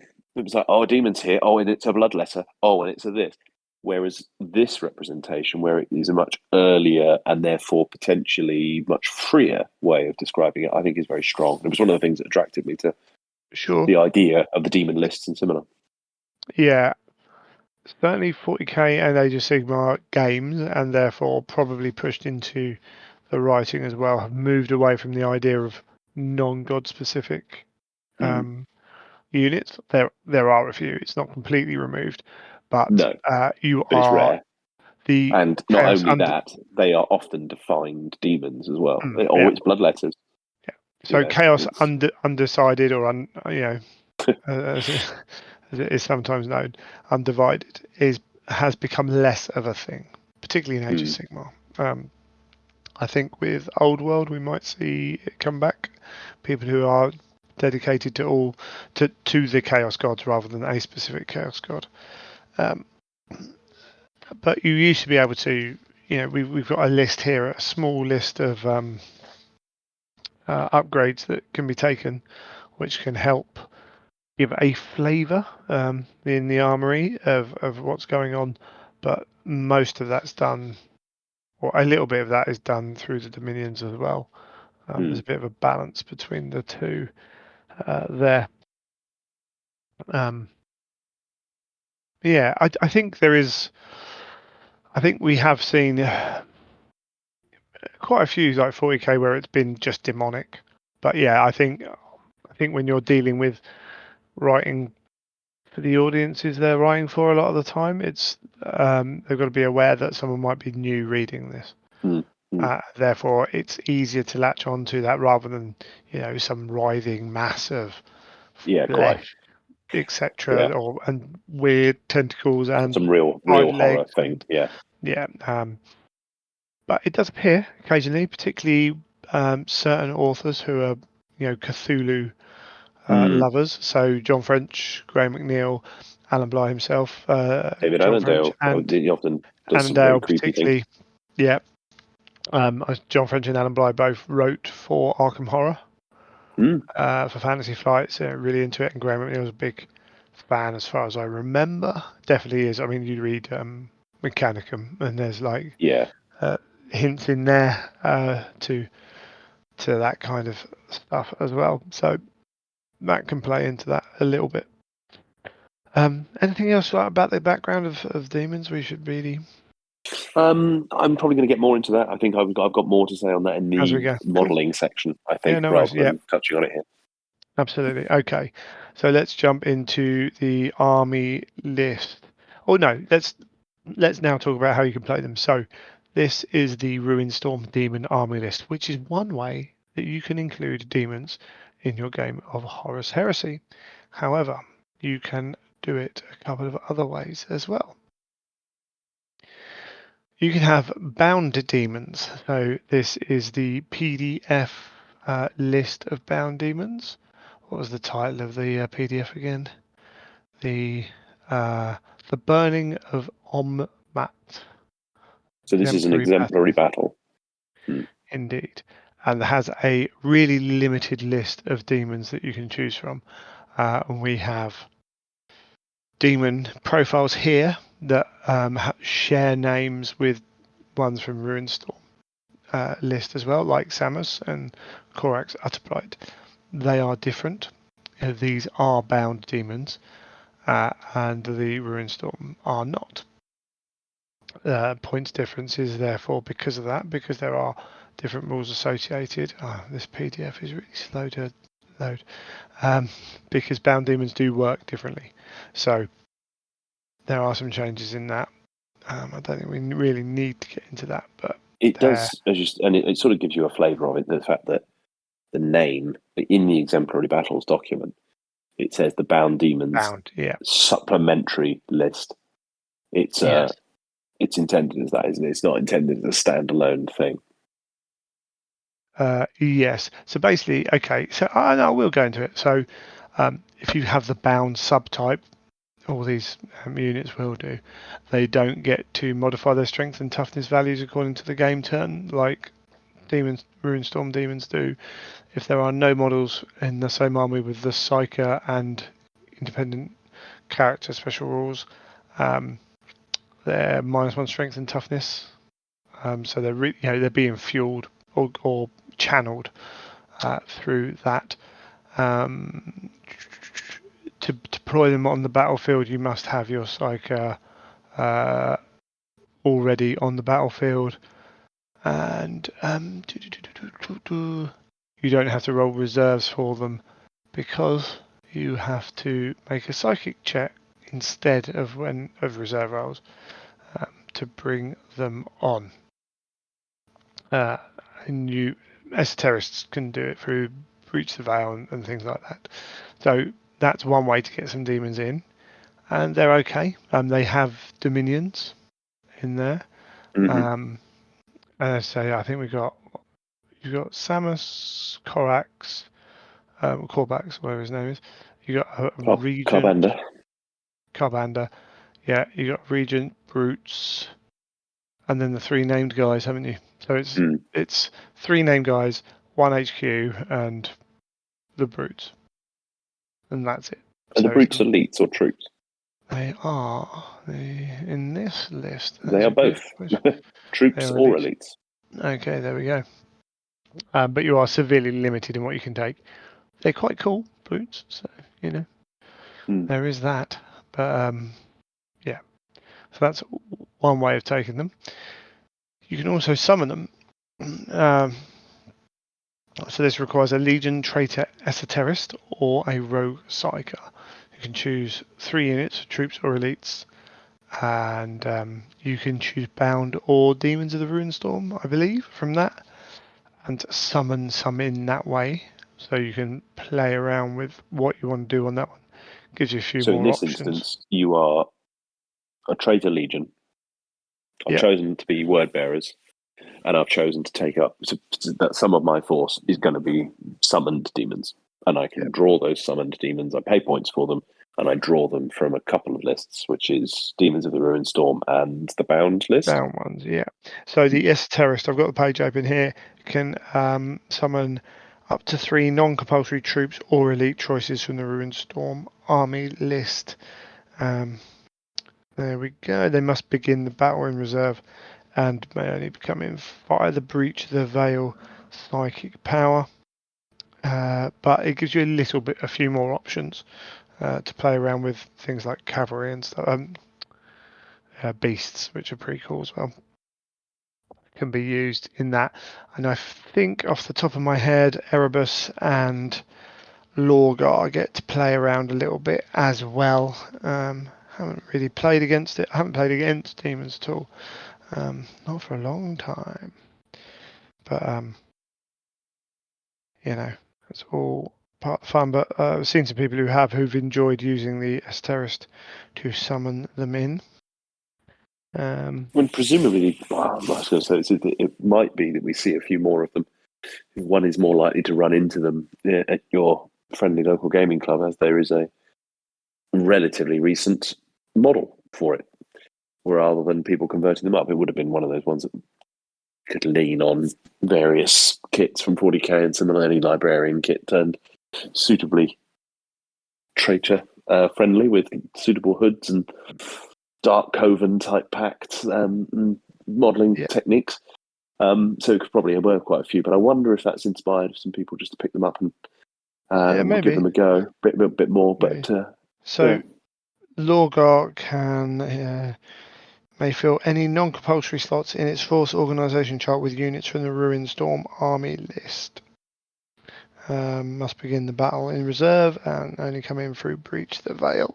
So quite a lot of choice there, because you've got any non-compulsory choices, obviously a lot, and there are some good non-compulsory choices. I can't find Erebus to check, but it's going to be similar, isn't it? Where are you, Erebus? High Chaplain Erebus. 3 non-compulsory elites or HQ choices. So yeah, he's similar to an esoterist in that respect. So that's cool. So if you're word bearers, you've got a little bit more of an option there, which is good. So yeah. So if you're looking at Demons of the Ruinstorm as its own army, you're only getting Demons of the Ruinstorm. That is it, but there are those other ways to do it. Okay. Additional rules for the army. We have gargantuan creatures. which I don't think the Gargantuan rules in the main book. No. No. So they're interesting ones. So no negative modifiers to their characteristics like Primarchs. They count as 10 models for determining whether they're outnumbered, which is pretty good. They may only make reactions triggered by models with the Armageddon, Dreadnought, Primarch, Mechanized or Vehicle type of unit, or models with 8 or more wounds. Must reroll poisoned against them, which is situational but can be quite useful. They can shoot with all their shooting attacks, including as part of a reaction. You can't join any models to them. Or Gargantuan units can join Gargantuan units, if that's at all allowed, should I say. And it ignores all effects of all psychic powers. A model with a Gargantuan unit subject ignores all effects, both detrimental and beneficial, of all psychic powers and cannot be wounded or affected by an attack with the Psychic Focus special rule. Weapons with a Force special rule that are used to make attacks against this model are not affected and are resolved. Okay, interesting. Normally. Yeah. I wondered about that. I wondered if there was, it felt that, but I suppose it's the power of these things. It sort of feels weird that psychic powers can't affect them, but force at least can. Otherwise, that would be pretty potent. I should bring up here. I'm just going to re-go over the Demon rules now. I love these books, don't you? When you try and find that special rule, Demon will be in the main rule book, won't it? Because there are rules that it's quite frustrating. This is the one thing about this edition is just how many different books you have to have on you, and trying to remember where certain rules are. And even just trying to find like the unit subtypes, it's like, oh, whereabouts are they? They're around here somewhere. They're around there somewhere. So let me just have a quick look through book. Terrain types. I found that. Let's go for unit subtypes. This is all good. I just want to make sure I get it right. That's why I'm looking it up. Because otherwise it's a pain. Here we go. Demon. Oh, we mentioned earlier about the strength and toughness. All demon models have their strength and toughness modified by the game turn. So you get +1 strength and toughness on turns 1 or 2, +0 on turns 3 and 4, -1 on turns 5 and 6, -2 on turn 7. So obviously the Cathonia missions with 4 turns really help demons, because you don't get to that point where you're down to toughness 3 on your base troops. They all have the fear special rule.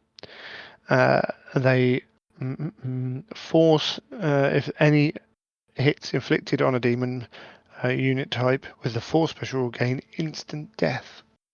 Now that's big and scary. All demon models are immune to the effects of fear, automatically passing pinning and regroup tests, and cannot choose to fail a morale check due to our weapons are useless. If forced to take a morale check outside of all that, they fail, they do not fall back, but they take D3 automatic wounds with no saves of any kind allowed. And demons can only join demon units, and vice versa. So, yeah, simple rules. Fear's cool, no morale checks, not running away, all that, all gravy. Big one is the force one, because it can make a big difference. Instant death in and of itself is quite a scary thing to this army in certain places. So there we go. So those are those rules. You then get your Dominion rules. So this is an army-wide rule that you choose, and there are a number of them here. Should we? We'll see what we can do. Yeah, these are giving real flavour, aren't they? Yeah, so there's 8 here. 8 here. How appropriate. And it used to be that they were very specific. They were very obvious which one should go with which god. They are less obvious now. Or there are some that are obvious, but yeah, they can also be used. But it's quite nice that you could take different interpretations of it. Yes, In because the different ways, names are which is very nice. obvious. But the effect isn't necessarily quite as restrictive in that respect. So we got encroaching ruin here. Chaos hungers for destruction. It moves inexorably, driven by a nightmarish purpose, which subsumes the petty divisions of demon kind. When you fail a morale check, you only suffer 1 automatic wound, no saves of any kind, instead of D3. That's quite good. And you gain move through cover. Bearing in mind you don't have grenades, and you don't have move through cover on many units, and you're a combat army. That's a pretty, well, most of the time a combat army. That's a pretty good one. And again, this is one of those things where that could be any of them, really. Yeah, I thought that. It doesn't have a particular No, that's chaos leaning. in I its would kind say of there pure form. that's sort of undivided, kind of. But it's, as you say, it's just a raw chaos. It sounds quite minor. It's one of the shortest rules. I'm just glancing at it here. But as you say, actually, when you think about it, When you think of things I mean, like you you've don't played have, it. That's actually quite powerful. yeah, when you don't have frag grenades, Mm, and you don't have a very good armor save, and you don't necessarily have a great damage output unless you roll the right dice. There are certain things with a half decent initiative you need to be striking before the enemy, then being able to move through cover becomes really big on that. Heedless slaughter, enjoy life's final end. So there's hints in this one where they the red think you might be joy of life's end. Yeah. indeed. You must charge if you're able to when you begin the assault phase within 8 inches of an enemy unit. If there's more than one, you can choose. You can't charge a different unit to the one you shot. Cool. Okay, cool. Additionally, you get +1 to the value of charge rolls and +1 to determine who wins combat, and +1 to the value of any rolls made to sweeping advance. So it seems like you should be using Khorne for that one. And it seems like if you're using Just a Khorne, little they bit. want you to use that one. It's not bad. +1 to charge rolls is pretty useful. However, +1 to charge rolls is worse than ignoring -2 to charge rolls for difficult terrain. Must charge an enemy unit within 8. Not as bad as I've heard some people make it out to be. You don't want your sovereign having to charge X unit, but your sovereign also has a really fast movement and probably is going to be flying. So if you leave him within 8 inches of one target that you don't want to charge, it's probably your own fault. It's quite hard to bait that out as well. If you had to charge even within 12 inches, that's a slightly different thing. But that's reasonably difficult. You're having to play in quite a specific way to say, "Oh, I'm going to try and maneuver some things." I mean, I suppose an opportunity might present itself, but no, for the lay to do it. But it seems unlikely. No. It's not that unlikely that you'll have to do this because you need to score objectives. So your whole army has this. So your 2 line units that have to sit in objectives, well, you can leave one dude within 8 inches, just within 8 inches. They have to charge, and they have to try and maximize attacks, maximize models in base contact, so you can pull people off objectives. Okay. Yeah. All right. So that's where the downside it's is. the fact that it's on everything. I was still thinking, as you say, I was thinking in terms of it being on an HQ. And not to mention that your bloodletter equivalents in first edition. I don't want to draw too many things, but in first edition, my bloodletter equivalents were 3 up armor save with trying to remember what their attacks were, but they could go through. They had a lot of attacks where you had 2 attacks, 2 wounds each on each model. You had a lot of attacks which could hurt people. They weren't bad. They didn't necessarily put out shed loads of damage, but they held around a long time and they were scary enough. Now your lesser demons are nowhere near that powerful. So all of a sudden, your 10 lesser demons charging into unit Space Marines is not as good as it used to be. Also, you are now activating reactions as well, which you might not necessarily want to do. There are still ways to mitigate it, but it's not easy. Like you could shoot someone who's greater than 8 inches away if you've got a shooting attack, and then you don't have to charge them, and you can't charge someone you haven't shot. So there are still other things, but again, the shooting attacks in this book are not amazing. So there we go. Putrid Corruption. Can't imagine what this one's going to be. So all of the models gain the heavy unit subtype, and they get to make a specially corrupted resilience roll to avoid being wounded. So it's a damage mitigation roll. And that we're taking against it's on a 5+. instant death. Basically, yeah. It's a 5+ damage mitigation roll that can't be used on instant death, psychic focus, or force. There we go. Sorted. Pretty Nice and straightforward. Yeah, decent. Not being able to run could be quite tricky with this army. They're not slow, but bearing in mind you're only getting that +1 strength and toughness turn 1 and 2. You want to be making the most of that. And if you can't run, that might mean you're not getting into those combats. Rapturous Sensation.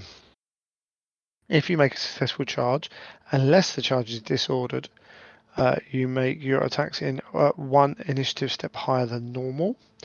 Additionally, that's good. That's quite a bit better than just +1 initiative. Yeah. Additionally, units entirely composed of models with this special rule must reroll all failed initiative tests to determine if they suffer the effects of a blind special rule, as well as failed leadership tests to determine if they suffer the effects of concussive special rule. Meh. Okay. It's going to be great when it happens. There aren't that many blinding weapons out there. Although, if you fail a blind test, it can be big. So, if it's still, to be honest, does it still take you down to weapon skill 1 blind? I'm pretty sure it does. So it becomes quite useful there. And concussive, yeah, there's a little bit out there. Oh, okay. 1 initiative step higher could be useful. Not that great for your smaller stuff, but for some of your bigger stuff could be really useful. And then we've got Formless Distortion. So roll a d3 for each unit at the start of the fight subphase if it's locked in combat. All close combat attacks gain that special rule. So we've got Concussive 1 and Lance. It's not bad. Reach Lance, 1. Yeah. Reach 1. Or Shred and Sunder. I mean, they're not bad. They're all not bad. Yeah, I was going to say they're all not bad. They're not bad. I feel like you wouldn't be devastated. You wouldn't be fishing for one over the other. I mean, the classic sort of chaos list is one result is rubbish, the others are sort of situational, and then one is insane. Yeah, true. And you're hoping for that quite in that. Yeah, exactly. You're waiting for the vortex killer one, and then you get the I'm a spawn, whatever. Yeah. And then there's a load in the middle. It's like, this is really good against this, but rubbish against everything else. All three of those look quite good. So Lance hasn't changed. It's still treat vehicles as armor 12 when you hit them. Reach is increase your initiative by 1, isn't it? It's not there. And then concussive reduces. Now it reduces their weapon skill. Concussive. Unit suffers 1 or more wounds. Leadership test at the end of their shooting phase or the current combat. If it's failed, then that unit's weapon skill is reduced by the value in the number of brackets. Yeah, so 1. Oh, okay. Not reduced to the value in the brackets. No, God, no, that would be really painful. However, the only problem is you're a lot the same initiative, so you're striking at the same time. So it might not be enough to save you, before you get really hurt anyway. Of the three, the one is number 1 is my least favourite. Yeah, I mean, again, the problem is, at least you've got, because I was sitting there thinking, at least all of them have some kind of value, because Shred and Sunday, if you're not against tanks, at least you've got Shred. Right, concussive and Lance again. If you're against the tank, at least you've got Lance. where concussive doesn't do something. But it's not bad. Quite cool. I quite like the fact they're not. Yeah, there's no useless one in there. The big No, problem, obviously, is you don't know what you're going to get before you charge. no. So you have to. That's the gamble. But it's all good fun. Yeah, welcome to chaos. Yeah. And it's very Zinch based. Yeah. Um, I'm wondering that. I'm oh I'm no, assuming pure this is the chaos, I Zinch suppose. one. I'm not sure if it's this one or the one beneath that But are. and this is the thing, right? I think these are the Both. hardest ones to pin down. Yeah, If I was agreed. playing Zinch, I'd probably be looking at these two as my kind of key Zinch ones. Mm. In terms of background lore, that kind of thing. Okay, so the Infernal Tempest. Gain Hammer of Wrath 1, or if you already have it, you get +1 to it. That's pretty cool. They also possess the Deflagrate special rule on the Hammer of Wrath. All good. I mean, Hammer of Wrath has no Yeah. AP, but yeah, it's bonus, isn't it?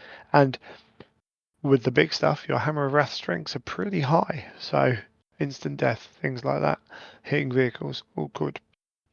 And you also gain an 8-inch shooting attack at AP5, strength as user, assault 2, deflagrate, and retaliation. Attacks made only by using this weapon as part of a reaction automatically hit the target unit without needing a roll to hit. Not bad if you get charged and they're within 8 inches, then you can open up with 15 dudes with 2 shots each that automatically hit I think strength. this. Yeah, I think this is quite a good one. Yeah, it's not. It's Again, there's no cool at AP least. there. Mm. Really, but there's a lot of dice going on, very Mm. short range, but it's very much a defensive ability. Um,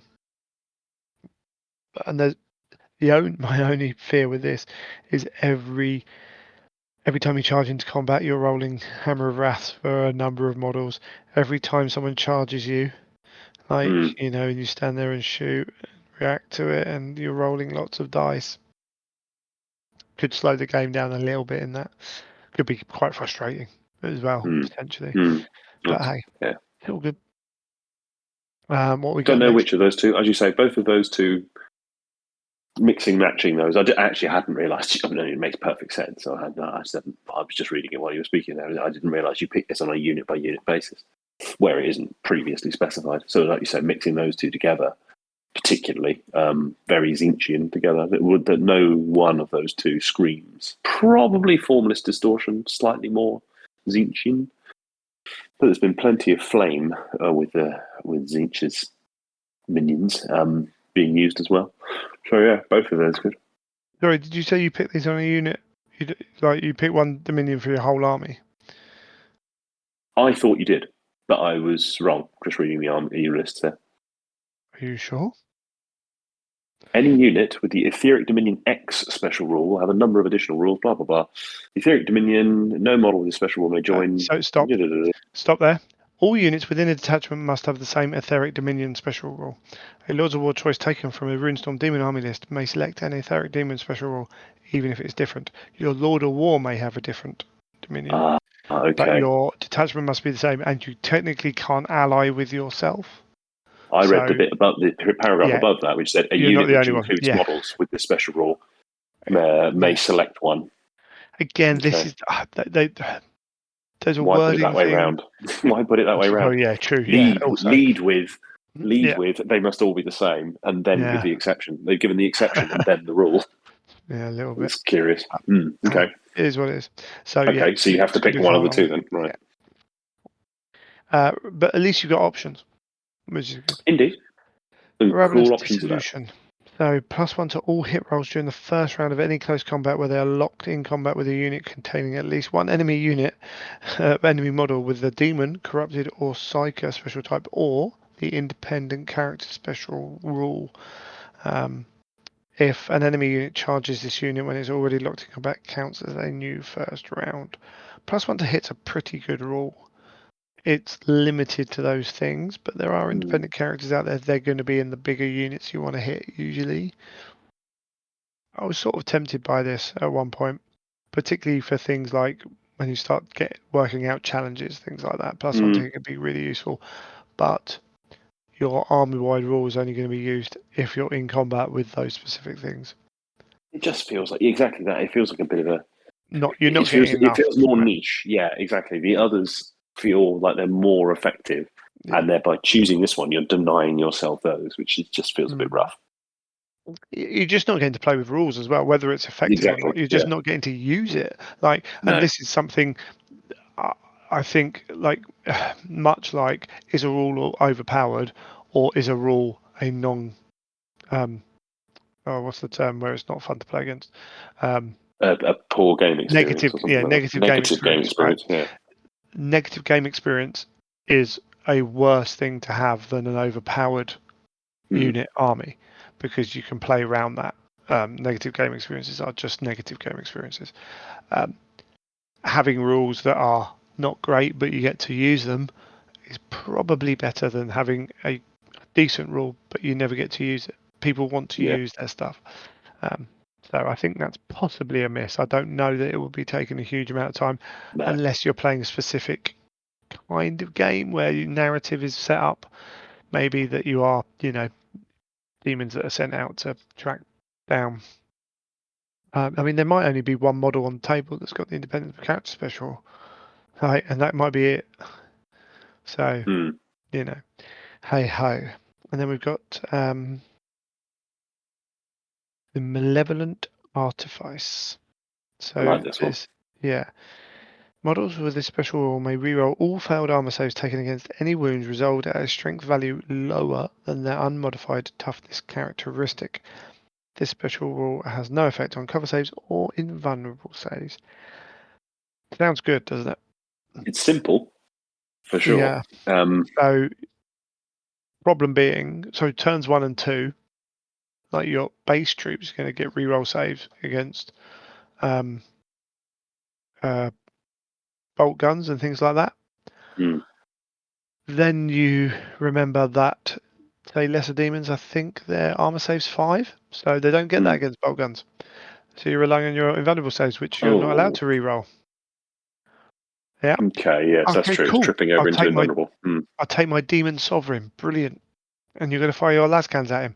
Oh, no, you've got to be lower than my strength, not the same. Okay, so I don't get to re-roll those. Oh, also, because they're AP2, they're going past that anyway. Oh, I'll get it against your missile launchers. Does that really matter? I'll get it against your Volkite, maybe. Volkite's quite high strength, so only the big stuff will get that. I don't know how often you're actually going to get to use this. Sounds great. That's a shame. That's a shame. Sounds great. It goes around it too frequently. That's a shame. Also, if you do have lots of re-rolls, there's a lot of re-rolling going on because it's every save. So again, you've got a rule which is going to add a lot of time and hassle. Like, okay, re-roll. Okay, I'll go to re-roll all of them. Okay, cool. Okay, next unit. Oh, I get to re-roll all of them. Okay, next unit. Oh, So I don't know how useful it will be, and I don't know how annoying it will be to play with and against. But hey, it is what it is. So those are your 8 options there. I think there is some flavour though. I think we look at that and there's only maybe 3 that I really would lean away from. And that gives you 5 to play with, and you don't necessarily, as I say, you're not necessarily tied into one either. Like as we said, there are ones that You are more kind of are, obvious. yeah. Oh, in terms of yes, you. I mean, in No. terms Oh, of the you're army, absolutely locked into whichever one you pick. yeah. However, I You're not have a locked into Khorne one army. particular lord. Yeah, Yes. I can take Encroaching Ruin. I can take. I mean, you could also get away with taking Rapturous Sensation to a point, just representing that you're quick Yeah. on the charge. Like I could also take Heedless Slaughter or Malevolent Artifice. If you wanted to, or Ravenous Dissolution. I get +1 to hit characters. That's perfect for Khorne. Yeah, I think there's a bunch of these that would So entirely apply. I yeah, don't. I think they've been well reasoned from that point of view. yeah. So I like that. That is cool. We do have some Warlord trains. We have 4 now. These are much more kind of tailored, I would say. What do we have? Conqueror of Kings. You warrior with this trait gets +1 to attack when locked in combat with an independent character, special rule, or a unit that has that. You also models with within a unit a warlord has joined get +1 strength when locked in combat with the independent character and the warlord himself. So the warlord will be +1 attack, +1 strength. The unit will be +1 strength. In addition, you get an additional reaction during the movement phase. Yeah, that's cool. Again, limited on independent characters, but something like your sovereign might be aiming at them, and all of a sudden you got a big strength value. Like probably too much for what you need, but your if you could have your sovereign in the unit, that's an issue when it can happen to.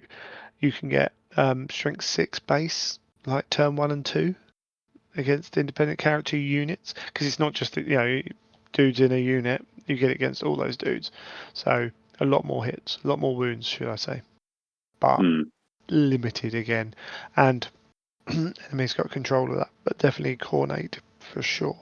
Yeah, as you say, these are quite clearly aligned, aren't they, or leaning in one particular direction. Yeah. Entropic Force, damage mitigation rolls against wounds inflicted by a warlord with this trait, and all models within a unit as joined only succeed on a roll of a 6 regardless of their value, and you get a movement phase reaction. That's pretty good. If you've got an army that has a decent amount of wound mitigation going on, you've got a lot of Primus Medicaes, Terminator unit, Primus Medicaes, you're getting more value for the wounds you're getting through. And bearing in mind, I suppose, that they're probably protecting things like their characters with those bigger values. That's cool. I mean, it's not stellar, but it's cool. I much prefer the previous one, but yes, it would be quite cool if it was damage mitigation and invulnerable saves or something like that. But then it would be too powerful. Potentially, if it was, there's a different way they could do it, I think. But yeah, I like the idea of it. That's cool. Eternal Reveler. The warlord and all models within the unit may declare charges during the assault phase, even if they overrun. When charging, a warlord with this trait, and all warlords may choose to not roll for charge distance. Instead, they count the charge distance as equal to the initiative characteristic of the warlord. If it does so, the charge distance cannot be increased in any way. In addition, an army whose warlord has this trait gets a move reaction. So we are talking initiative 6, so for a sovereign, 5 for a hierarch, 5 for a harbinger. So being able to charge automatically if you're within 5 or 6, assuming there's no terrain in between. It's not bad. It's not bad. Particularly something like the sovereign, you've got a lot of movement to be able to get that close. So it could be worthwhile. Potentially. If I don't know, it feels a bit. It's limited. Lackluster to me. But they're all like, even Conqueror Kings isn't that great because it's only against. At least this is against anyone. Like any charge. True. And failing a charge is big. Right. Yes, that's true. And particularly for this army. Even if it's 4, 5 or 6 inch charge, it's not that hard to fail it. So it does happen. No rerolls anywhere. So the ability to go that unit straight up certainties. Yeah. Yeah, I am placing that model there, and I will get a charge. We'll get into another aspect that might ignore that later or mark that up. Walker of Paths. Warlord may start the battle once all players have deployed all their units. Once you've deployed, including infiltrators and scouts, and any rolls to siege initiative have been made, you can select up to 2 units with a demon unit type that are deployed on the battlefield and place them in reserve. And then you must deploy for each unit removed that way. You must deploy a unit with a demon type from reserve onto the battlefield following the constraints of the missions being played. Unit chosen to be placed in reserve may enter the battlefield as normal or via the Herald of Unreality special rule. Blah blah blah. Reaction in the shooting phase, different.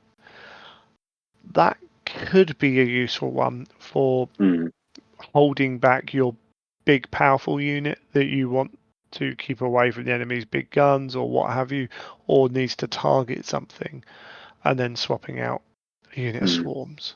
or what have you, and just going plonk. Okay, I'm now going to put my other sovereign down or my brutes down where I want them on the table. So particularly in an objective game where you've got objectives across the table, you could line up to look at one objective and then decide based on what's going on to switch I quite like or this to one. I reinforce. think this one's quite good. I think this has a bit of shenanigans with people, bit of Yeah, side game. I don't think it's going on. amazing, but I think there are going to be times when it's really useful.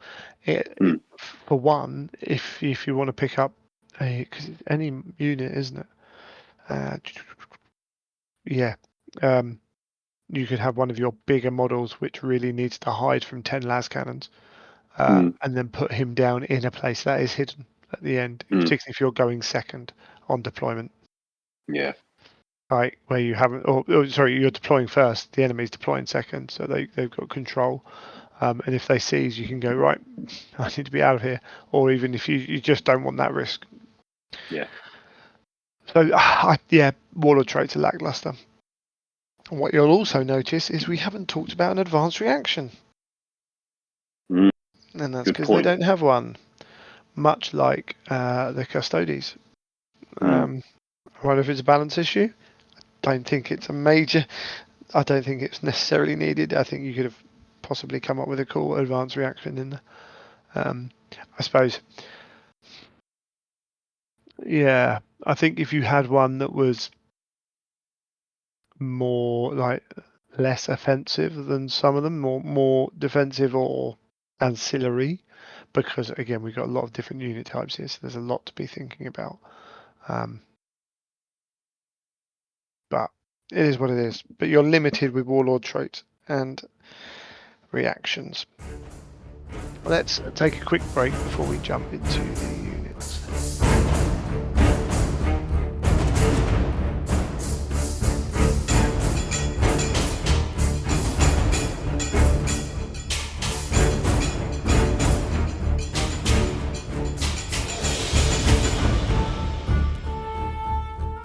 Okie dokie. We're gonna jump into the units here. This is taking. Why are we not surprised? This is taking a lot longer than we thought. But there we go. That's us. Okay, we got 3 HQs. We've got a Ruinstorm Sovereign. We got the Hierarch, and we've got the Harbinger. Now, Harbinger. Sorry, I always do that. That's a word that I never get right. This is Warhammer. I mean, it has plenty of little trip ups like that. Yeah, Harbinger is the one that I do all the time. Okay. I don't really want to get into these too much. The Sovereign's fantastic. 350 points. Weapon skill 6, strength 7, toughness 6. So strength 8, toughness 7, turns 1 and 2. Initiative 6 with 5 attacks.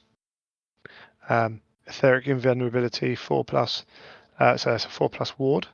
It will not die. Bulky 7. You can give it. We should probably have gone through these. There are upgrades that you can get for units and characters. And they're all listed. It used to be a lot more flexible than this, and a lot better, frankly, in terms of what they do for you. But we have Conduit. You can be a psyker. Cool. Oh, okay. 30 points. Model may select Biomancy, Diabolism, Pyromancy, or Telepathy. Very cool. I've never really looked at that one, being corn based. Wings gives you movement you can use to 14-inch move, yeah. 14-inch move to jump pack. Flight increases your movement by 3, and you can move over friendly and enemy units. But you'll need to dangerous terrain test as normal, and you become bulky 2 or +1. So there's a difference, is there, isn't there? No, it's not. It's just there's loads of stuff about you can run, but you can't use your movement in the other phases. Movement 11 or movement 14, which you can turn on and off. There's 15 points different, I think. Oh no, that's what right. Stops you Sorry, taking apologies. immaterial wings and etheric flight? Flight adds +3 to your movement. Wings changes your movement to 14. So why couldn't you? You use your immaterial wings instead of your movement. Got it. Yeah, see, it's explicit. That's right. But You're not adding. Yeah, I see. You're not changing your movement characteristic to 14. No. You're moving 14 regardless of your movement characteristic. Yeah. You okay. also, flight can only be used in the movement phase. Yeah. Okay. Ignore and enemy models or units and ignore terrain while moving during the movement phase. So you can't charge over units like you can with flight. With wings, sorry, which is important. What we got here, Miasma of Rage. You get Rage 2. Unless you already have Rage, you can get +1. Cool, some extra attacks isn't bad. Dark Flame gives you a template Strength 5, AP 5, Assault Torrent 5 inches, Fleshbane attack. Cool, not bad. Fleshbane's not bad, yeah. Not amazing. Unmaking. Sounds really good. 12 inches, Strength 8, AP 1, Assault 2, Armor Bane arranged. So your only decent way of getting into vehicles without getting into combat with them.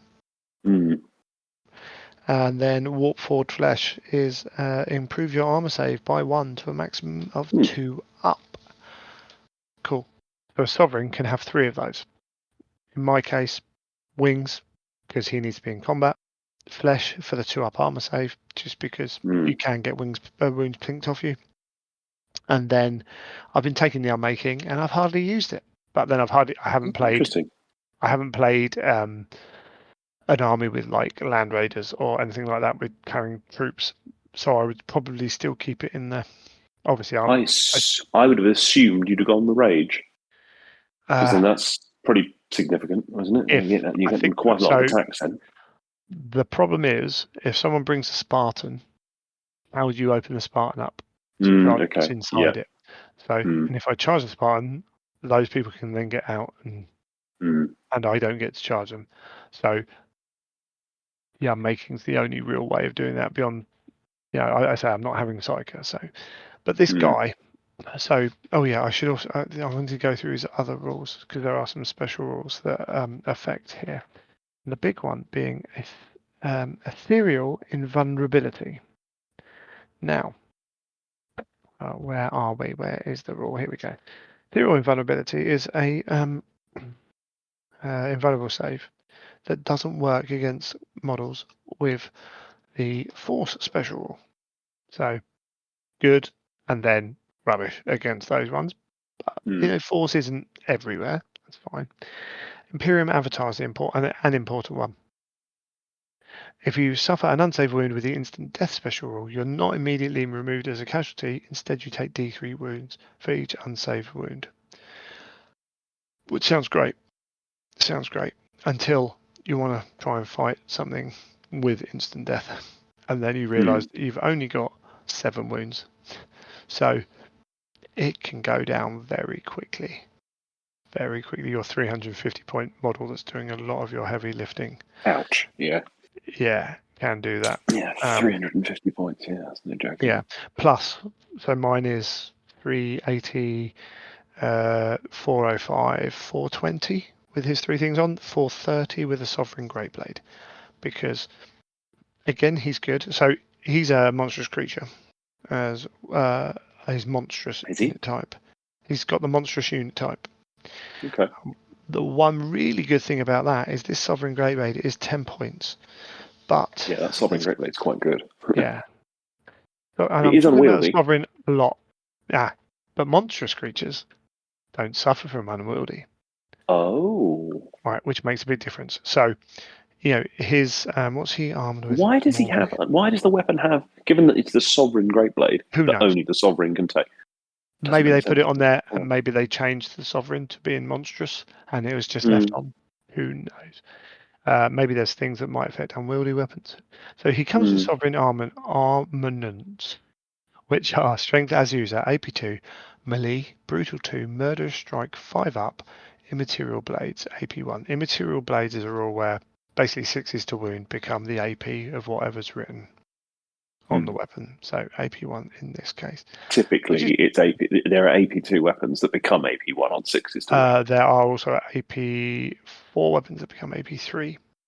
Okay. AP3 weapons that become, So yeah. We have we've got 5 attacks with strength as user, so 8, 7 or 6. AP2 base anyway. Brutal 2, Murder Strike 5 up. That's not bad. Sovereign Greatblade. Strength +3, so starting off turn 1, strength 11.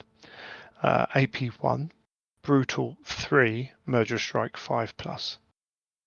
So for 10 points, you're getting an extra brutal, which is massive, and you're always AP1 and +3 strength. Yeah. Right. If you've got 10 points in At around, initiative. it's just At initiative. It's If it was no-brainer. initiative 1, then It's a big call, and one of each could work. But yeah, this guy can wreck face. This guy can go into dreadnoughts and just. I had a was it contempt to charge me the first game we played, and I went, I'm initiative 6, cool, and you're dead because brutal 3 baby with 5 attacks and weapon skill 6 and strength 11. Yeah, it worked. Yeah, he's hitting like an absolute truck, isn't he? He also needs to because the second game I played, I had one. Was it him who just didn't hit? Just rolled 5 like 2s, and then Oh wow! the Leviathan Snippy Claw went. Oh, I've got some hits through, and I'm doing D3 wounds per hit I get through, and I'm wounding you because I'm tough. So it only needs a little bit of luck on the hit roll. Like, the problem you have. I will go into that in a little bit. Cool. So sovereigns are amazing. They can be quick. They are absolute. Can be blenders. They are monstrous and they are characters though, so they can't join units. They're not cheap, but And they're not cheap, but they seem to pack a give you punch. value. Yeah. Oh, big time. Oh, big time. Moving 14 and charging. If you've got the run and charge thing, you're issue 6, you're moving 20 and charging things. All good. The Hierarch, 250 points. We're looking at weapon skill 5, strength 5, toughness 5, 4 wounds, 4 attacks, initiative 5. He can have conduit wings, flight, rage, flame, unmaking war flesh. Same. He has got etheric invulnerability 4 up. He's got Imperium Avatar. He's got Will Not Die 6+. Cool. Not bad for a 250 point character. He's got Infernal armaments, which I believe are the same as the brute ones. And this is a book where it's going to take a while for you to get all your rules kind of sorted. So you're Strength user AP3, brutal 2. Ooh. Yeah. Immaterial blades AP2. Yeah. So 6 ups go to AP2, but you're fishing for 6s a little bit there. You've only got 4 attacks, but not bad. No, not terrible. But on the character, okay, he is also a unit type demon character. He is not an independent character. Now, for the sovereign, he is what we say toughness 7 at the start. With 7 wounds in the first turn. Cool. I mean, there's some scary stuff that can threaten him, but he's toughness 7. This guy's toughness 5. That does seem a little cruel, given that the Harbinger is also toughness 5. Seems a bit of a shame. This guy's in toughness 6. Toughness 5 guy who can be armored save 2 up, but can't join the unit. Which leaves him kind of hanging around. I think if he could join a unit, I think this guy's all right. Yeah. But he can't join the unit. Or make him toughness 6. Even then, the fact is you can just go, I might as well shoot that guy with loads of bolters because, I'm not going to, if there's only him or a unit with lesser demons in range, I can shoot him. Might ping I'm going to make 250 points there. Yeah. Yeah. So that's pretty big. I mean, the Harbinger is a character as well, but he can buy a bodyguard unit. Yeah. So he is much more limited. He's 135 points. Again, you say toughness 5, weapon skill 5, 3 wounds, 3 attacks. 100 points cheaper. over 100 points cheaper. 115. Yeah, he's not. He's He's only quite. He is the bargain. It seems by he's comparison. only got a 5-up invulnerability save, and he can't be, and he can be. He doesn't take D3 wounds from thingy, but I mean the other guy's only got 4 wounds anyway, so it's probably only saving you one attack.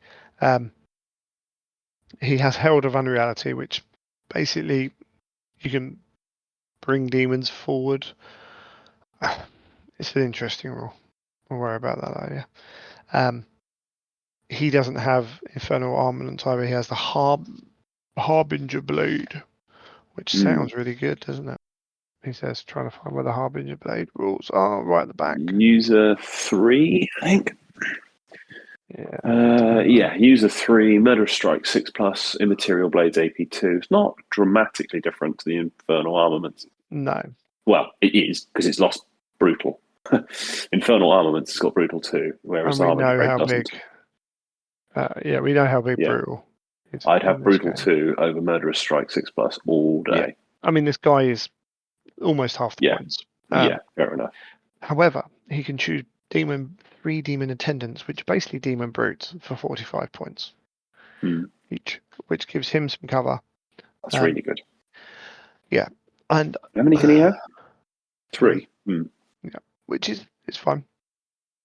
And he can have Rage, Warp Flesh, or Conduit. So he can't be tanked up that much, but he can. I can see you taking this guy. Just, I don't know. He doesn't do a huge amount, but coming with those dudes, there might be a use for him.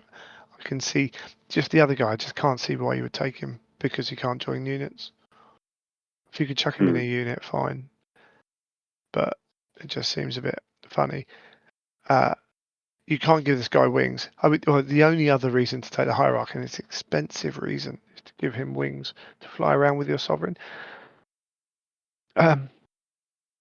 Because no, we'll do that later. But because it's relative to what we're doing here with the rest of the units. Demon Brutes, we talked about them then. Movement 8, Weapon Skill 5, Strength 5, Toughness 5, 3 wounds, 3 attacks, Initiative 5, 4-up save. Can't buy them any additional cool stuff. But they've got a 5-up ward save. They've got a Hammer of Wrath 1. They've got the Infernal Armaments, which we talked about as being pretty decent, to be honest. You can take up to, so they come as 3, you can take up to 6 more for 40 points each. 135 points for 3 is not a lot of points. For Strength 6, Toughness 6, turn 1 and 2, with a 4-up save, 5-up invulnerable. Initiative 5, so you're going before Marines, basic Marines, with 3 attacks, 4 on the charge if you're getting the charge, your movement 8, so you're not slow. Movement 8's not bad, yeah, exactly. Hammer of Wrath as well, so, you can get a lot of attacks out of one of these units. What we're doing, 120, 240, 370 for 9 of them. That's a lot of wounds on there as well. It's a lot of wounds. It's a lot of attacks as well, especially if you're charging. They have an ability to put out some damage, and not a lot does it in this army. So the fact that the Infernal Armaments are there as well, like that's the key part of it, because you can go to AP. Infernal Armaments could go to AP2, can't they? It's not ideal. Like they're not an ideal unit to put to Terminators, but at least you could do it if you needed to. And in basic Marines, also you're not going to be panicking when the Terminators hit them. Not great. Not turn 1, not turn 2. No, they're going to hurt, but they're not going to rip a model apart with every hit. No, you got a threat in Although return, Brutal, which is quite nice. Does hurt. But having the AP3 base means you can hurt 3-up armor saves. And having the ability to do AP2 means you can throw them in when you need to. Brutes are good. Brutes are good. They are tough. They're not particularly slow, and they can hit a punch. Fishing for 6s sometimes, but hey, here's what it is. Beasts. Movement 10. Strength 5, Toughness 4, Initiative 4, 3 wounds, 3 attacks. You only get 3 in the unit, for 110 points, 5 up in vulnerability. They may take flight for 5 points a model, and they may take flame as well, and you can have 6 beasts at 30 points each. You're paying a lot for the movement when you're losing the toughness and the initiative and the weapon skill and the weapon skill and the Hammer of Wrath. and the weapons aren't great. And the weapons are reduced. So demon armaments are AP4 that go to a 3 up with the immaterial blades. No brutal. So they're a step down. However, the movement is big. I think movement is a massively key value. 110 points is cheap. 30 points extra each. So what, 180, 290 for 9 of these? I don't think you go 9 ever, but 200 for 6 is not terrible. Interesting option is to change the armaments to immaterial flame. Well, that's interesting. You don't give them all flamers, basically. Oh, yeah, but you actually change the armament, don't you? You do. It's not in addition to. No, so you lose your combat ability. So, I mean, you could put down. Not great. You could put down 9 flame templates on a unit at movement 10. It's not necessarily a bad move. With potentially with wings. I mean, these are. I mean, just reading the blurb on the side of it, there, the lore on the side. These are your flesh hounds. Yeah. Oh, yeah. But with the wings, with the not wings, with etheric flight and the flame, these could be flamers of each, or potentially, probably perhaps more accurately, screamers, something like that. And that becomes quite a tasty harassment unit. Movement 13, flying over everything, and that's it. You're not templates and everything. Yeah, you're never going to aim these at the enemy elite or what have you. No. But if you went up and put 9 flame templates down on 10 Marines, 15 Marines, it's a lot of saves. A lot of saves. And they're your elite choices. That's it, those 2. I like the hounds because of the movement. Because also things like tying units down becomes a possibility with demons. Because you've got to remember that you're not breaking from combat, you're taking extra wounds. Now, demon beasts are toughness 4, so toughness 5, turn 1 and 2 with 3 wounds each, with a 5 up set. You're always getting a 5 up save. If you charge into unit of las cannons, turn 2. If you get the opportunity, I'm not saying it's going to happen all the time, but all you want to do sometimes is just make sure that they can't shoot, and then a unit like that is not going to whittle these down very quickly at all. So even basic combat troops are, they're not going to run through them because of the wounds available if you've got enough of them. So they have a place. They have a more place. so than I thought. When I was first reading them, I was thinking, these are looking like the poor relations in a contested slot. But actually, you could have really cheap units to do things as well. Things like drawing out reactions for charging as well becomes important. Troops. So we've got a couple of troop options here. Lesser demons, so your basic dudes. 120 points for 10. Weapon skill 4, strength 4, toughness 4, 1 wound, 2 attacks at initiative 4, 5 up armor save, 5 up invulnerability. Movement 7. I feel like ballistic skill 4 wouldn't have been, or rather, perhaps when you upgrade them to immaterial projectiles, giving them +1 ballistic skill wouldn't have been unkind. I mean, you might as well. I feel like ballistic skill 3 just feels a bit harsh on something where you upgrade them, albeit cheaply, immaterial projectiles +1. I mean, it does keep them cheap, I suppose. The immaterial projectiles are 18 inches, assault 2, strength 4. So for 120 points, you're getting. Compare this to Space Marines. Like, okay, you're strength 5, toughness 5 at the start of the game, but towards the end of the game, you're strength 3, toughness 3. Your armor save's much worse. You haven't got the equipment that Marines have. Ballistic skill 3, understand it for a lore thing, for a game balance thing. Yeah, they could have been weapon skill, ballistic skill 4, immaterial immaterial projectiles are assault 2 18-inch range. You're being outranged by bolt guns, so they're getting to shoot you a little bit first, and they're doing more damage with their bolt guns than you are with your projectiles. Yes, you are getting 2 shots at 18-inch range, but yeah, whatever, you know. Yeah, it's where I think the upgrades to taking immaterial projectiles could have had the stat increase associated with it. I But they think the haven't got any base other range profile's weapons anyway, fine. so just No, leave it. Just put it as a 4. Maybe they just wanted to break it up. I don't know. yeah, good Less, point. Yeah. Lesser demons are underwhelming at the end Mm. of the day. I haven't tried them with the projectiles. Are I they think you cheap probably enough? should. Yeah, 10 Should they be points. cheaper? What, the demons themselves? The I lesser demons, yeah. I'd prefer them to be better for the same points, a little bit better Mm. rather than cheaper, because as they stand, you can't charge 10 of these into 10 Space Marines and expect to win. Mm. You just can't. Basic? You mean basic tactical marines? Yeah, you can't do it because the Mm. armor save isn't as good. Like, It's the armor save that's the problem, isn't it? Because it's a they've big got 2 difference. attacks base, fine, but then they haven't got the equipment, as you say. Yeah, they don't Yeah, have. they also haven't got the equipment. No. And there's something I'm not saying at the moment that will come up at the end that makes a huge difference on that as well. So Mm. I just think you could make them slightly better for the same points. Mm. Yeah, you could drop them, but then you're just putting more not that great models on the table. They are Yeah. one of 2 line units, so you do need them to be around. And the fact that you've only got that 5-up save means Mm. I was hugging cover for a lot of time because it was a better save than I Do you was think a 4+ doing. invulnerable Maybe would be the thing? not invulnerable, I don't think.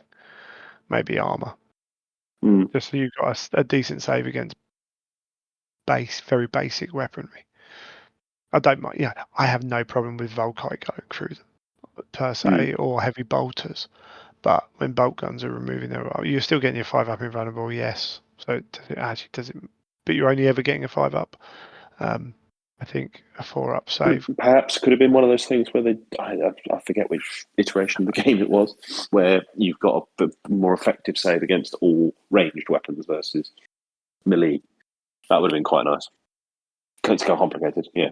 If you just give them a 4-up save, it makes them better against bolt guns and like Volkite, to be fair, because a lot of it's 5, isn't it? Mm. But your heavy bolters, your autocannons are still going through it. So Mm. it's quite a small amount of weaponry Mm. that you're better than. So I think that could have worked. But I kind of understand it as well. Mm. But someone was saying, would you max out squads? And it's like, well, I'd rather have more line. So, and Mm. I mean, they don't run away. So you have got. It's not Mm. like they're completely useless. They cause fear. They don't fail morale tests. They break and run. They just take some extra wounds, things like that. So you do have to finish every single one of them off. Um, which is a big Yeah, thing, that's a but thing. I Yeah, don't that is a thing. think it's necessarily that great. Mm. We do have another line unit, then Ruinstorm Demon Swarms. They are support squad, so you can't take them as compulsory. 80 points for 5 bases. Weapon skill 3, strength 3, toughness 3, 4 wounds, initiative 3 4 with wounds 2 is good. attacks. 4 wounds is good. I assumed it was However, going to be 3. Mm. yeah, 2 attacks is rubbish, but that's fine. 6-up saves, 6-up invulnerability. Mm. 5 additional swarms for 15 points each isn't too bad. What's that? 75, 155 for 10 swarm bases. Swarms take template weapons deal 2 wounds for each wound caused. So you can, if you have template weapons, I don't think they're as common as they used to be, but can hurt. But they're toughness 3, so turn 3 and 4, anything with strength 6 is instant death in them. That's There is something always something quite cool about the imagery of someone going in with a flamer support squad going in and trying to burn these things out. That is still quite Yeah, cool. absolutely, that's cool.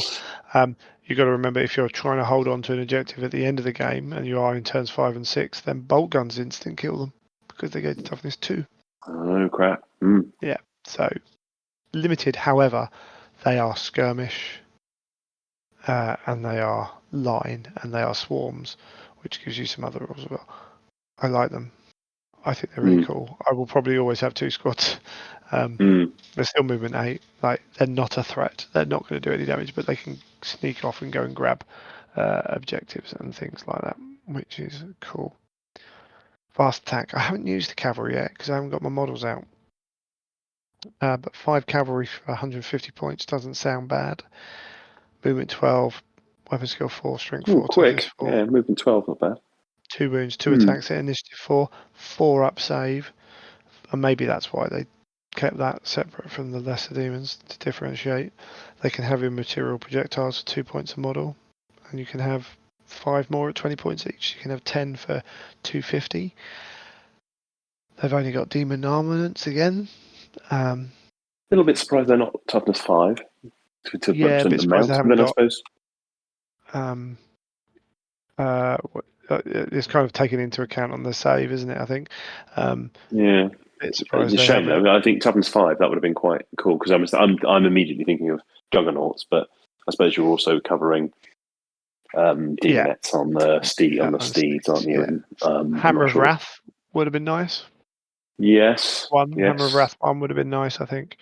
I don't think they're bad. 150 points again. It's cheap for 5 of them. No, that's not a bad price. Only No. 2 wounds and 2 attacks, but you're going to be toughness 5 for turns 1 and 2. Speed. Speed is great at the end of the day, no matter what. Speed is almost always a good thing. Yeah. Again, tagging units. Maybe you could beat up on some Marines with these in combat. If you get a bit of luck, I don't know. At least they got immaterial projectiles. You can get them up. They could be useful actually. I just need to get my models out and painted to play with them. I like them. But we also have demon harriers. So these used to be lesser demons. Used to basically in first edition, demons used to have options. The whole army had lists of options, and then lesser demons could only take 1 option or 2 or whatever. Brutes could take 3, and cavalry could take 2, and so on and so forth. We're really limited here. Like Harriers can only take immaterial projectiles. My old lesser demons with wings, I used to take an ability to swap all their attacks for 1 single strength 10 attack, or double strength. Sorry, double strength 8. Wow. And it would have sunder, so they used to be my drop it forwards, blow up a Spartan, like keep them in reserve, fly over other units and do that. And they used to have 2 wounds, and they used to be, really cool at that one job, just to take a little units off them to go tank hunting. These guys are very, very different. So they got immaterial wings, they can move 14. Weapon skill 4, ballistic skill 4, strength 4, toughness 4, initiative 4. 1 wound, 1 attack. And they can only take projectiles, and they come with demon armaments. These are not charging to kill stuff unless it's 1 dude. But that's kind of what they are, I think. They are harriers. Like, they are designed to move up, shoot some stuff, pick on that 1 unit that you think you might be able to kill. Like, go after those rapier teams. Or go after that 1 dude who survived out of that unit, who's holding, whatever. They're not going to stand up to any kind of fighting at all. No. Which But it just but seems a again, bit of a shame. I mean, they are ballistic skill 4, I suppose. yeah, with the so they are projectiles. designed to be more shooting, aren't they? It's 150 points for 10. Again with all the rules they've got and the 5 up invulnerable save. Like they're not terrible, but they have to be used in a specific role, and they are harriers by name. But they also the only other thing I've used them twice actually, for 2 other things. One is to protect the sovereigns if they're flying forwards, as a ring around them so they can't be charged or as easily, to create a buffer zone. And then the other advantage of doing that is the second reason, because if you've got 1 left, he can charge a unit first, and if he gets in, the unit can't react. So, and that comes built That's quite into handy. comes built into a 150 point unit rather than trying to do it with other units, because they can also fly over units to do it, like the Sovereign. I feel like to thrive at that particular role, they could do with being a bit cheaper. Yeah, I mean, the toughness 5, remember again, turn 1 and 2. Don't get me Yeah, wrong. It's true, a true. bit annoying to have to use 150 point unit, because often I have to run them as well, so they're not going to be able to shoot anyway. So If they were to get 100 or oh, that'd 100, be, even 120, then yeah. yeah, that's an easier sell. And I 150. think this whole list could be a little bit like that. Mm, I'd rather see mm, them be a little bit better than cheaper, yeah, because you already can get a lot of models on the table. yeah, So okay. I think a little boost here, a toughness boost here, an armor save boost there, a wound boost here on Mm, different models, different units, make them stand out. Good work, really awesome damage mitigation rolls or yeah. something.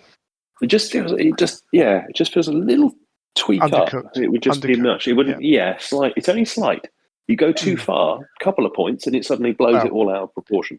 here's a model that struggles. The Greater Demon Beast. Looks Mm, great on paper in a way, 150 points. It's a monstrous creature. It's got infernal armaments, so we can get that. AP2, Hammer of Wrath 3, like just flat 3, pretty good. You can buy 2 more, so you can have a unit of 3 of them, 125 points monstrous. each. Yep, monstrous. Cool. Weapon skill 4. Mm. Strength 5, toughness 5. 5 wounds is great for a 150 point model. Mm, 4 attacks at initiative initiative 3. 3 with a Mm, 4-up save and no way to improve that 4-up save. These just die. mm, They mm. just get slaughtered. You fire bolt guns at these guys. Yeah, you need 60s to wound, but he's only saving half of them. Right? And you've only got to get 5 wounds Sixes through. to wound on turns 1 and 2. Yeah, exactly. Turn Yeah. 3, it's Uh, fives. and It's yeah. I'll go in him with one weapon that's got instant death. Mm. And he's got no save against it. He's instantly dead. One hit goes through, dead. The additional ones as well aren't quite the price saving. I mean, some of the others are sort of half Yeah, price when you add them in. but, These ones are just but 25 you points cheaper when you add in but extras. even then, like all you're doing is adding more stuff that dies really easily. Yeah, yeah. Like someone's got autocannon squads. A squad of 5 autocannons is going to take him down. Mm. 5 dudes, it's not great. Um, that was really lackluster, particularly Mm. as you get later in the game and you're like, oh, cool. So, turns 5 and 6, if he's alive, one missile can instant death him. Oh shit! Yeah, which seems a bit off, doesn't it? But hey, The we do have jump some, between him and the next and the one. next guy is quite. And this It is feels part of the too fun. big. Is that Yeah. yeah? They make the demon beast halfway house between these So two he's, and ditch the weaker one. Yeah, I mean yeah, you're getting somewhere. Mm. the behemoth is 350 points, so over double. However, weapon skill 4 still. The important ones are strength 7, toughness 6, 7 wounds, 5 attacks, 3 up save, 4 up invulnerable as opposed to a 5 up. Imperium Avatar, so taking D3 wounds from instant death weapons. Hammer of Wrath 3 again. It will not die 5 plus. Mm. And he's got the option of wings, flight. Yeah, so the beast is movement 8, can't improve that. This guy can be movement 14 or movement 11 again. Mm. He can have rage. He can go to a 2-up armor save. He can have dark flame, and he can have a behemoth blade, which is not bad. Behemoth blade is I don't strength know as that. user AP2, brutal 3, sunder, immaterial Oof! boast AP1. So Bloody hell! Yeah. yeah. So this guy, Demon Ruinstorm Beast, if he doesn't roll a 6 and someone's got a 2-up armor save, tough, right? At least with this Mm. guy, he's strength 7, 8 first turn with 5 attacks. With it will not die, with brutal 3. So again, and Sunder if you want to go through a vehicle, strength 8 with Sunder, it helps. Um, you're you're a threat. The other guy's not a threat. Just nowhere Yeah. near. I mean, and not within leagues of this. I mean, Um, it's points that you would be wasting. yeah, comparatively. Anything I you would spend take. on that is going to be points you're wasting that you could have been What spending did on a we beast. say it was? So it's 400 points for 3 greater beasts, or 350 points for this behemoth. Yeah. It's not even a question. Not even a question. The beasts just aren't doing enough damage. No, This nowhere guy's near. scary for a heavy support choice. Like, Do you feel like he could he's do with good. weapon skill 5? It would be nice, but I don't. Don't get me wrong. That's the one frustration bit about it. He's 350 points. He's only weapon skill 4. I feel initiative 3 is kind of okay, Yeah, kind of fitting for something of this. I feel that the weapon skill 4, borderline. Well, it's interesting because the sovereign's quite quick. The Mm, next one's quite quick. This guy's slow. Yeah, if he's slow, boost his weapon skill. mm, If you want him a little bit quicker, 4 or 5, then keep him weapon skill 4. I don't think I mind as much. mm. But um, yeah, well, I don't think weapon skill 5 would have been a major issue for a 350 point model. But he's cool. He's cool. And I He would is have cool. one of him potentially because, I mean, we're talking about a little bit, as I say. So, Ruinstorm Archdemon, push through. This is a Lord of War. 500 points. He's a gargantuan creature. That is big. He has weapon skill 7, strength 8, toughness 8, 8 wounds, initiative 6, 6 attacks, 3 up save. I'm going to stay a 3 up save, I tell you that. Toughness 8, 9 first turn. So when I played Max at the club, the first game that got abandoned, he fired most of his army into my Archdemon turn 1, and I might have taken 1 wound. Jesus. Yeah, a little bit of luck, and he didn't have a big squad of las cannons or anything like that, but he had lots of stuff, and he was like, this guy's a threat, and that's why I charged him with a contemptor to see what could happen. And I went, oh, I'm initiative 6, and I'm weapon skill 7, and sorry, it was him, yeah, not the sovereign. He charged, and this guy ruined him because he's got a behemoth blade as well. So he was strength 9, three saves per hit. Yeah, Yeah. it was brutal.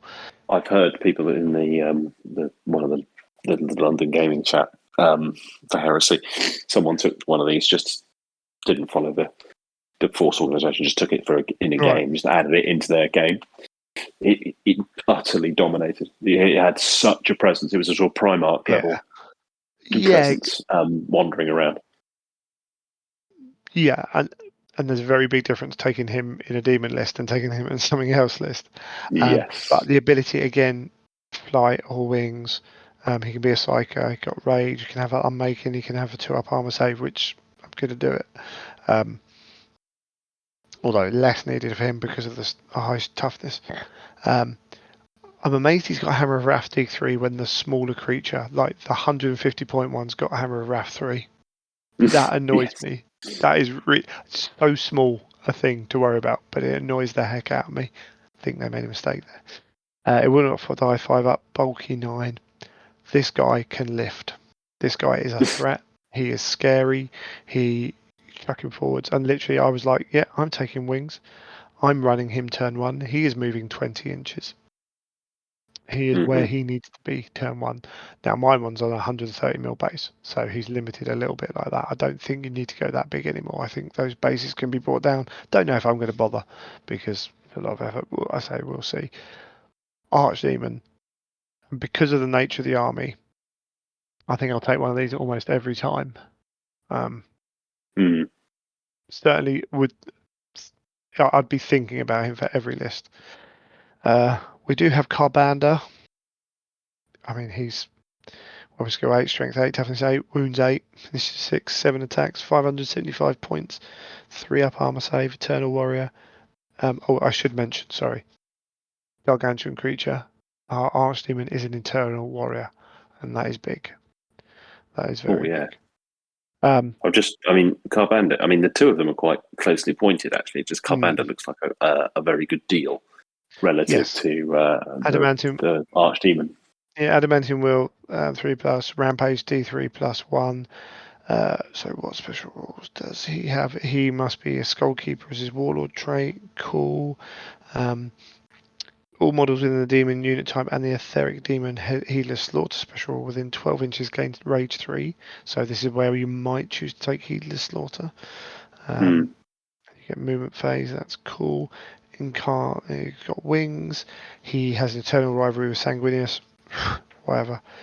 Feels like that should be hatred blood angels, not sanguinius. Yeah, absolutely. Yes, yeah, especially after reading the book.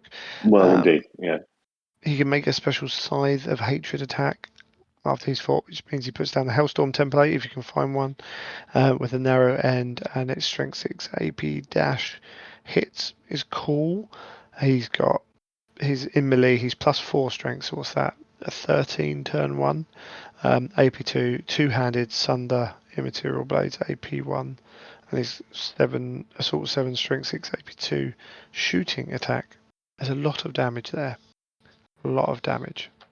However, he has the problem that all the big things have in this, which we'll get onto in a minute. Callbacks, tough as you like. One skill 7, strength 7, toughness 8, wounds 9, 5 attacks. He is interesting. So, Lord of Decay, all units with the Etheric Demon Corruption special rule within 3 inches can reroll failed damage mitigation rolls. That includes him. Yeah, that is good. And feel no pain rolls. Mm. So he can have, he's got feel no pain, hasn't he? He's got will not die 4 up.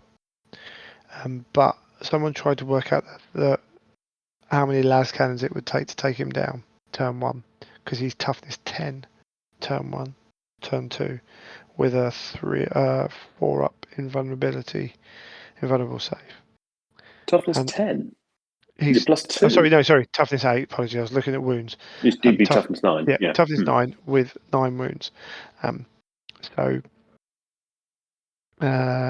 It's and he can reroll lot. damage mitigation. So the damage mitigation is a 5 up, from the putrid corruption thing, right?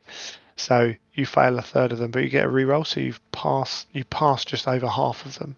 So with his 9 wounds, you have to do 18 wounds on damage mitigation. However, he's also got a 4 up. It will not die. 4 up save from those as well. Yeah. So you have to do 36 wounds to get through. Plus he is toughness 9, turn 1. So you're only wounding him on 4s. So you've got to do 72 hits to get through. Now, if that's a normal 3 up to roll, only 2/3 of those are hitting. Like 2/3 of your shot are hitting. So you're adding another 36 onto that. So it's over 100 shots with las cannons to kill him in turn 1. This is to kill him in one go. Yeah. Amazing. The guy's tough, and he's got an it will not die 4+. I'm surprised he's not slower. I'm surprised he's not like movement 2. I mean, he can't fly and things like that, but he's a tough old beast. I'm not too worried about the special characters too much. Samus, yeah, he's good. He has stuff. Again, strength 8, toughness 7, 7 wounds, 4 up. It will not die. Has he got? What's interesting is Corvax has Eternal Warrior, doesn't he? No, he doesn't. They got Imperium Avatar. So I wonder if Imperium Avatar. So Carbander's got Eternal Warrior. Corvax doesn't. I wonder if that's purposeful because he is so tough to kill. But Samus doesn't have Eternal Warrior either. So they're taking D3 he does wounds. get Eternal Warrior if he's your warlord. If he's your warlord, there we go. And he has Whispers of Madness, which can affect reserves, which is cool. And reduce enemies' leadership, which is cool. Or any non-demons, should I say. And goes up to fear 2 while in combat, so he's going to break units, which is really good. 380 points actually seems quite good for him, to be honest. Yeah, that's quite good value given his stats. Yeah, not bad. His stats are very good. Strength 8. Yeah.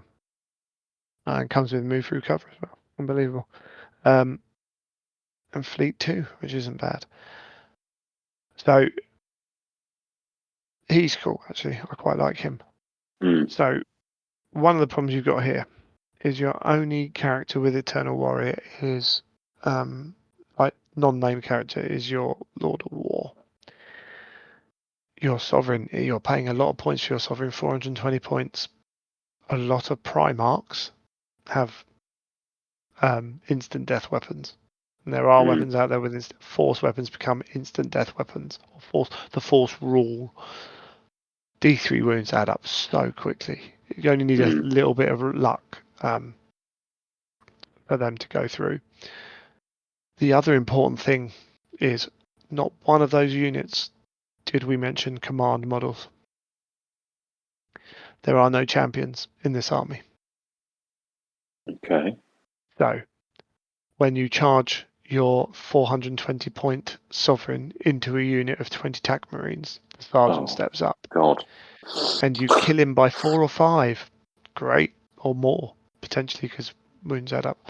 But if they have any sort of rule which allows them to stick around, not take modifiers to leadership tests, you are stuck. That's interesting. That's interesting because I'm trying to think because it's kind of thematic to have demons fighting in. It's tempting to put a blanket army rule on it, say challenges isn't a thing with demons, but actually it works really well with demons. So you'd have to find another way really around hurts you is when you charge units of Terminators it. with Exactly. Thunderhammers, Power Fists, or you charge a unit with a character in it who's set to kill, and the sergeant takes the attack. When I played against Russ in both the games, actually, and I'm sitting there thinking, can I even go into him because he's going to kill someone?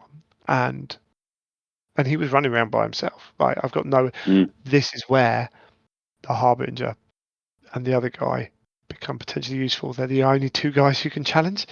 Can I buy a 130 point model and get him up the table quick enough to charge? And I tried this, and I missed the roll by 1 or 2 inches to challenge Russ so that my sovereign could hit him without getting hit back, because Russ will do a sovereign in 1 round because he has not got Eternal Warrior, and Russ is doing many attacks that turn into D3 wounds because it's only on, I think it's a 4 up that he needs to wound to do that. Playing Demon's Advocate, is that an unfair comparison? Is it perhaps better to compare Russ with, say, the Archdemon? Yeah, potentially. And the Archdemon is in a much better position, actually, because he doesn't have to challenge, which is good, and cannot be challenged, should I say. And, in fact, actually scares Russ a little bit if he can hit him. But Russ is a singular case in that front. But it's the How many case for points is Russ? Lots, 450 odd. But more importantly, I mean, he had the walls with him to push around wounds as well. But more importantly, it's not Russ, it's any Primarch, because most of them have the ability to do instant death hits. So if something's going before your sovereign or at the same time as your sovereign, I mean, I got supremely lucky the first game. I made all my 4-up saves against Russ, like 8 in 1 round. Russ has rules which made it almost impossible to hit him. But cool, if I survive 1 round, he's still going to hit me the next turn. Like, I'm not, like, there's no way out of this. The only way I looked at it the second time was I chose my attacks poorly with my Lord of War. But the Lord of War can scare him if he only needs to get lucky on the hits. The problem is all Primarchs are Eternal Warriors. So you need to get it's only 1 wound going through all the time. But there are, as I say, there are weapons out there with force and things like that. You're killing brutes, like, or you need a Paragon Blade. Like, not many people are taking Paragon Blades, but the equivalent or whatever. You're killing a brute a turn, like with that, if you roll the dice. So you are susceptible to that kind of thing. And it's important with the sovereigns because we've looked through this. How do you deal with 10-man Terminator unit with this army? Brutes aren't going to handle it. They might take a few out, but they're not going to handle it. A sovereign will kill a number of them. You'd reliably, to do so reliably, you're going to need multiple units of brutes, and that you can only take 3. I mean, exactly, and they need to be huge, and they can't. Yeah, They take up too much real estate space on the table. So you're reliant on your sovereign. So I ended up taking 2 sovereigns because the pace as well. Because how else do you pop a Spartan with this army? so You need, it's taking the army down that route. I mean, because you yeah, can't really tarp it Terminators. You couldn't just flood them no, with the no, lesser guys not and at just, all. if they had enough attacks, maybe you drown them in attacks back to No, it's potentially a sort of swarm tactic thing. But I mean, really, this is pushing this list towards that of to use the yeah. 40k term, the Nidzillas. It's The as problem many is giant, scary characters as you can. the problem is you can't survive the attacks back from the Terminators, Mm. and therefore I don't mind if I have a unit of 15 less demons who could run into Terminators and hold them up for one like one whole, like my turn, their turn, to stop them being able to choose what they want to do. That would be fine. I would pay decent points to do that, but you Mm. can't rely on that because they're weapon skill 5 usually, and you're not. Mm. You're weapon Mm. skill 4 as well. Like decent Terminators, I'm talking about, like Legion specific ones. So again, if you want to go into those Terminators, you have to line up either your Lord of War, your Behemoth, your Sovereigns, and to kill anything tough or quick enough that it can't hit you back, you need those big dudes. Mm. Unfortunately, you can only have so many of them. They can only be so many parts of the table. If I've got to kill Russ and then this unit of Terminators and then this unit of Deathsworn, or I don't know what else, Iron Warriors. They've got some Terminators over here and some more Terminators over here, and also actually these are my only really fast units because the Harrier is going to get shot off or whatever. I also need to be able Mm. to charge the stuff at the back of the table because it's shooting me. You're reliant on 4 or 5 models doing a lot of heavy lifting. Mm. And that's why mine take wings, because I need to be able to not be restricted with where I can go. You need to be I mean, able to move around. that's kind of how that list is starting to form in my head. An effective one is Yeah. 2 sovereigns, 2 behemoths, and then whatever else you can afford. I mean, I think because of the nature of the list and the weaknesses within the list, I think taking the Lord of War every time is not an issue. I don't think it's an issue at all. I think your lesser demons. The amount of times I'm like, I can't.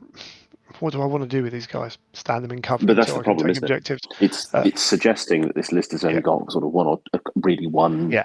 The approach to it, with some different the variations. It's not like the brutes are good. wildly Yeah. different ways. Someone focuses on the brutes, they go down. Someone puts their good combat unit into the brutes, they go down. The cavalry Mm. can't stand around. So yeah, that's what I'm saying. And the other problem is your sovereigns, although they're good, they are really good. I will kill a contemptor most of the time on the charge. It only takes a Mm. little bit of a swing of luck for me not to do it. Then all of a Mm. sudden I've got a brutal free frisk coming back. He might not hit me that many times, hits me twice. He can do 6 wounds. I can't And afford. suddenly your guy's looking rough And as then that sovereign also is stuck in that combat. But then the next time I charge whatever, I can't afford to not kill it. I can't afford to be shot. Like I've got a will not die 5 up. That's cool, whatever. Like you take the attrition on those units. It makes it quite a tricky. You are reliant on those big things, and it is your speed is the thing that will save you to a point. They are going to struggle in some matchups for sure.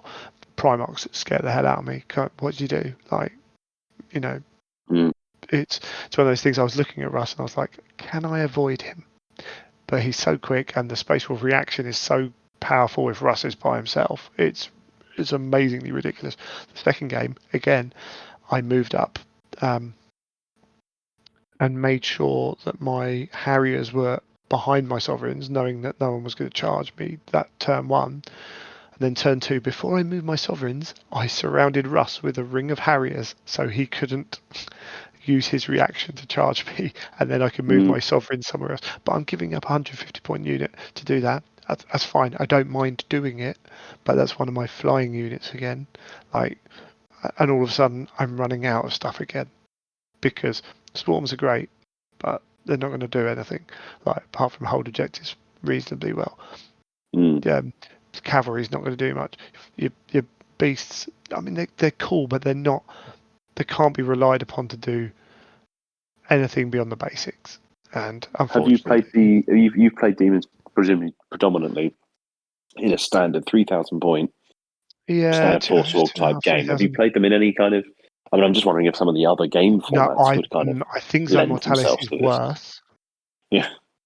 because of the nature of the size of the models and the reactions, things like that. Like again, my Harriers, my beasts are there to charge a unit as well, so that my Sovereign can charge them without getting shot. Because if they've got half decent weaponry, can't afford a reaction to hit my Sovereign. I'm making on the Sovereigns and the Lord of War. No, like I didn't know if he'd had any vehicles. He didn't really have any vehicles. It's fine, cool. All right, I've got 2 shots here. A Dreadnought if I want it with strength, high strength, AP1 shots. Oh, but they've not got brutal. They've not got multiple wounds. 2 shots, and he can react to me if he wants to. Yeah, I'm not going to shoot, and I can't shoot something else and charge them. So I didn't use partly because of the nature of the matchup. I didn't use any of my shooting because it would be detrimental to me. This can things can get around this. I am playing a Khorne army. Suddenly take Biomancy, like take some psychic powers, can give you some more options within that, definitely.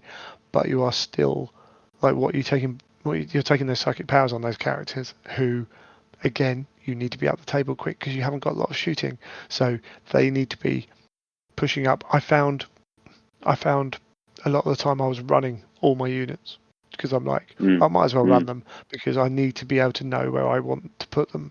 And then it was a case of, okay, I've got 5 turns of him taking off my models and trying to make sure I've got enough left to do this. But once that unit of Terminators is on that objective, I'm going to struggle to get him off. Okay, what do I do? That kind of thing. And bolt guns take their toll on this army.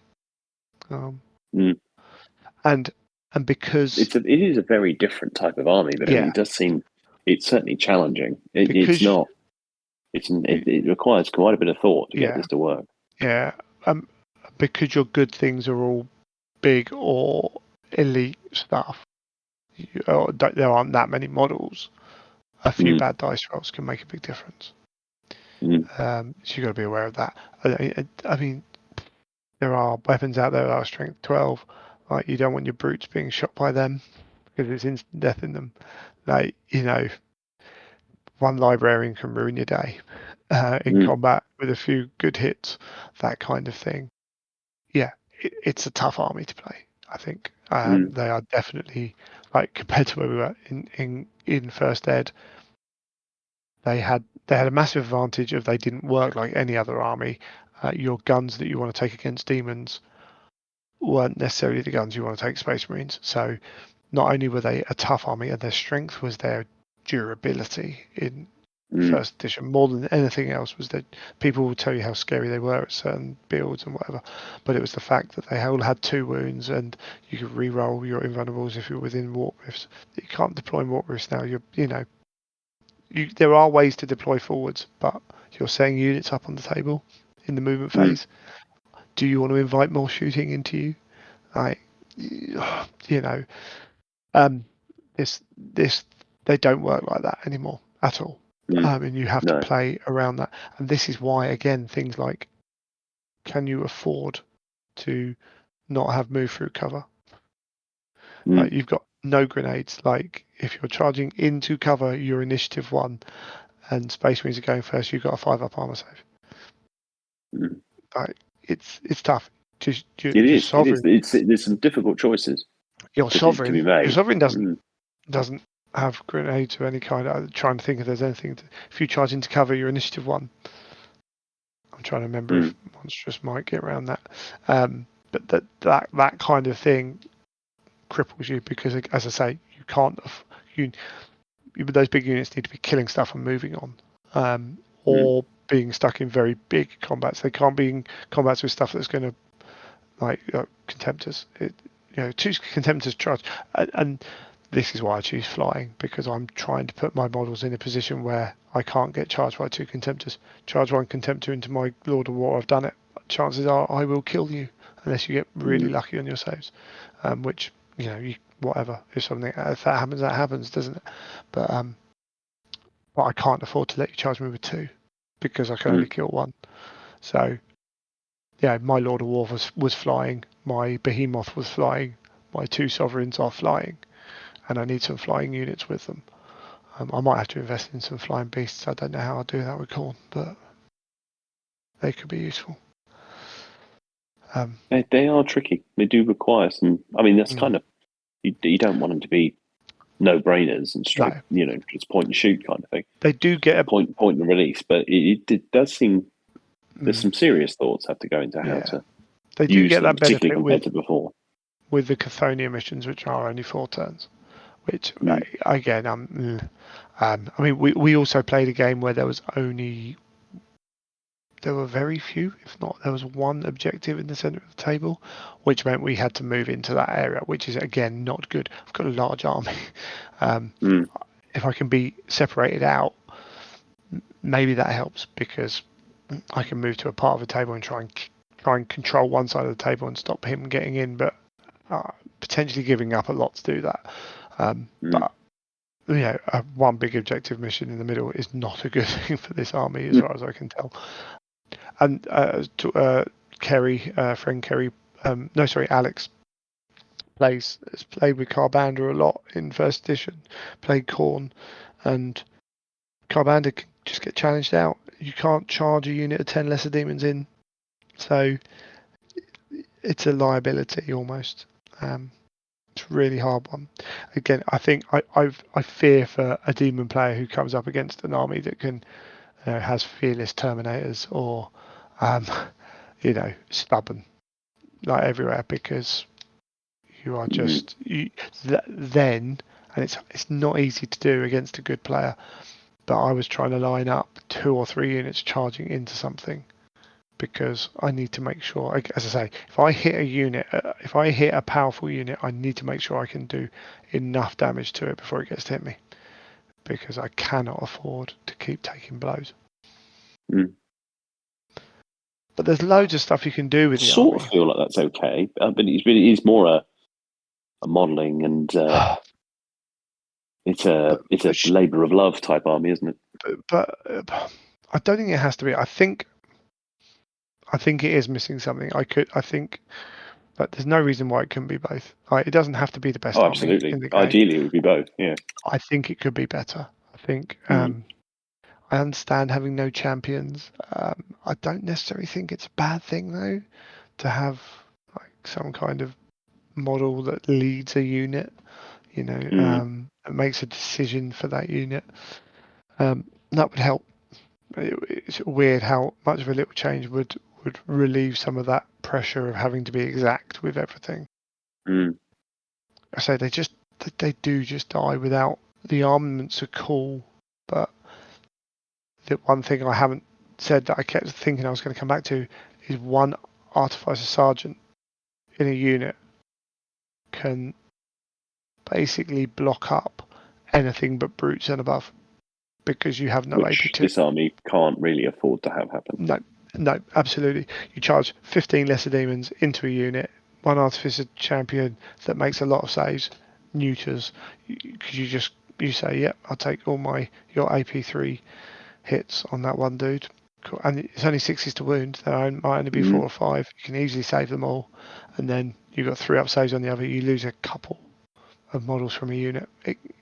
And then they're hitting you back and you've got 5 up on. And again, you can't challenge him out to pull him out of that thing. So it's something I think that's resolved by having champions in units. Or not resolved, but certainly alleviates some of the issues this army has, would be to have characters, and allowing independent characters on a couple of those HQs, or at least one of them anyway. I think that would go a long way. But I mean, Interesting. That doesn't feel like such a massive change, no, I don't think but it is. could have a very big mechanical change.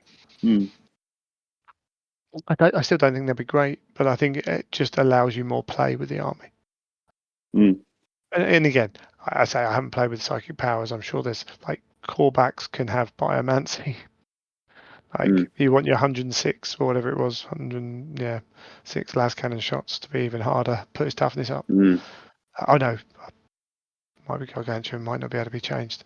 To be fair, but put that on the monstrous creature. Put that on your behemoth. Like he's a beast.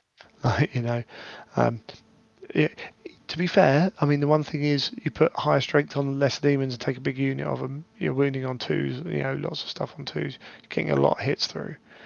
But I just think it would you're be only nice weapon to have skill more. 4. It just seems you're pouring. I mean, everything we're describing, it just keeps coming back to pouring all of your effort into the big guys. Yeah, There's no and that's spreading it out no, spreading out the ability and the sort of gaming aspect of it and I across the understand. mid-size and small size unit. Yeah, and the reason you took those in the previous book was because you could tailor them, so you could take those different. You could have 3-up armor save lesser demons if you were, if you wanted to, uh, and then they've suddenly got a role. Like you could just take the 3-up armor saves and have them be objective holders. Yeah, or you could take rending or whatever it was on the weapons, or you could have them doing like, little bits, and you could have that across the army. I understand there's a lot of work involved in that, a lot of balancing things to think about. But I think if there was one or two things that could be taken to differentiate those units, they don't have to be good at everything. They don't have to be resilient and kill stuff. But if I could have a resilient unit and a killer unit, then I've got options. I can play the game a slightly different way, you know, or the option of turning this line unit into and pay points for it. Absolutely. I'd rather pay 200 points for 10 lesser demons that have got a chance of killing 3-up armor stuff than 150 for 20.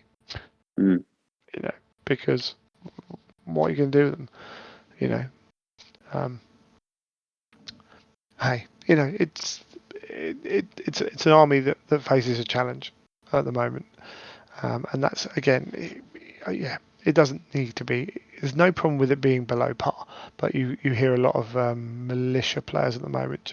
Some events are giving militia extra points just to help them because it's not about getting a 50-50 win ratio. It's about having a chance to win games where they don't always have it, and some of that be scenario dependent as well.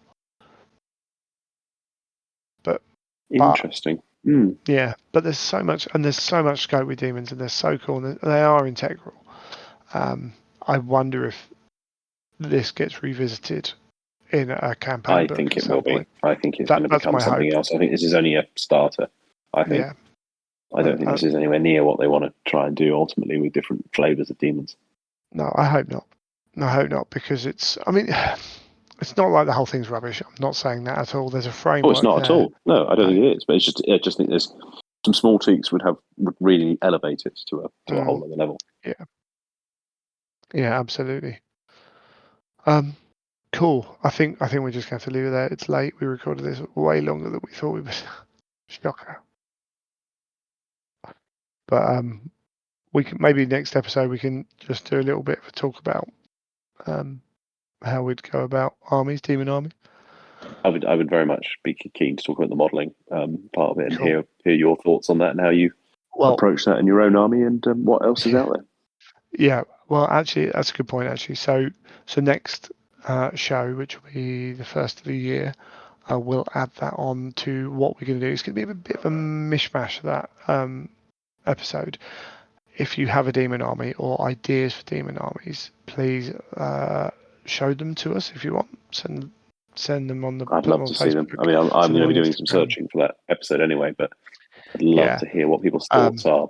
I bet there's a fair few people who have been planning them in their head, myself included. I've seen some But I'd amazing love to hear ones. what thoughts are. Yeah, I've seen some amazing ones over time. Yeah, let us know, like, kind of either what you have done, what you're thinking of doing. Yeah, I've got some thoughts and things around it as well. There's so much scope. Like, it's the one army with just almost unlimited potential in that respect. So yeah, feedback to us on that. Send us emails, post on Facebook, Instagram, Twitter, wherever. But we will have to leave that there. We have been talking a long time, and it is late, and work will be calling me very, very early tomorrow morning. So all good. So we'll leave it there for now. Cheers, Howard. Good to talk to you, buddy.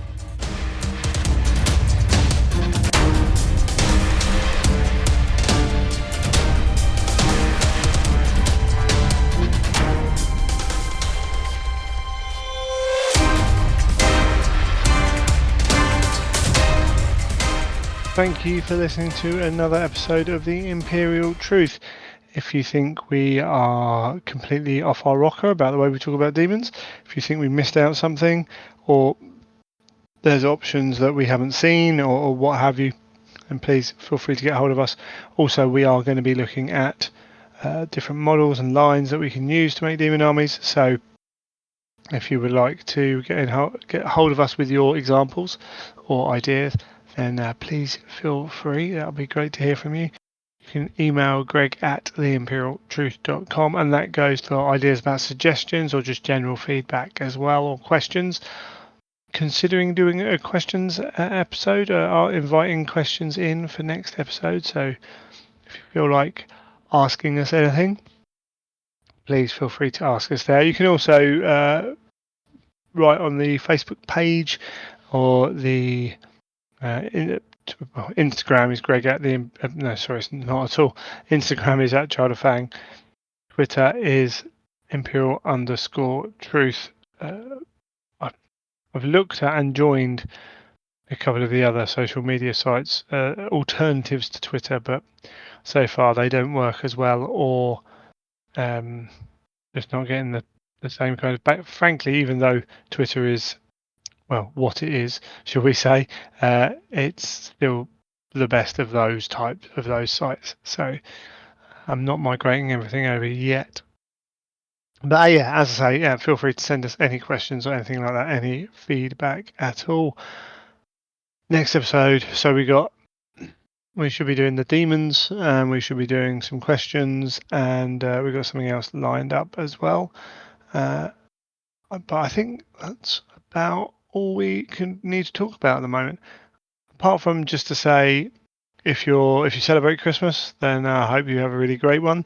If you celebrate something else that's happening this time of the year, I hope you have a great one of those. If you have to work, then crack on. I hope work's really good. Whatever you're doing over this period, then I hope it's a good one. And for those who don't enjoy this period, then I hope you find some peace within it. I completely understand that kind of situation. And hopefully we're going to start the new year with a bang. Hopefully GW will get all their distribution sorted out. Yeah, right. We can hope. And there'll be loads of cool new stuff coming in 2024. It could be, I mean, it's a juicy one if you played fantasy and things like that. And that's all looking very exciting, but I'm sure we're going to get some pretty cool stuff for Heresy, and hopefully Titanicus. Oh yeah, we've had the Titanicus weapons out. Haven't talked about them. We have to add them in maybe for next week. And yeah, so much stuff going on. It's all good. So until 2024, you have been listening to The Imperial Truth.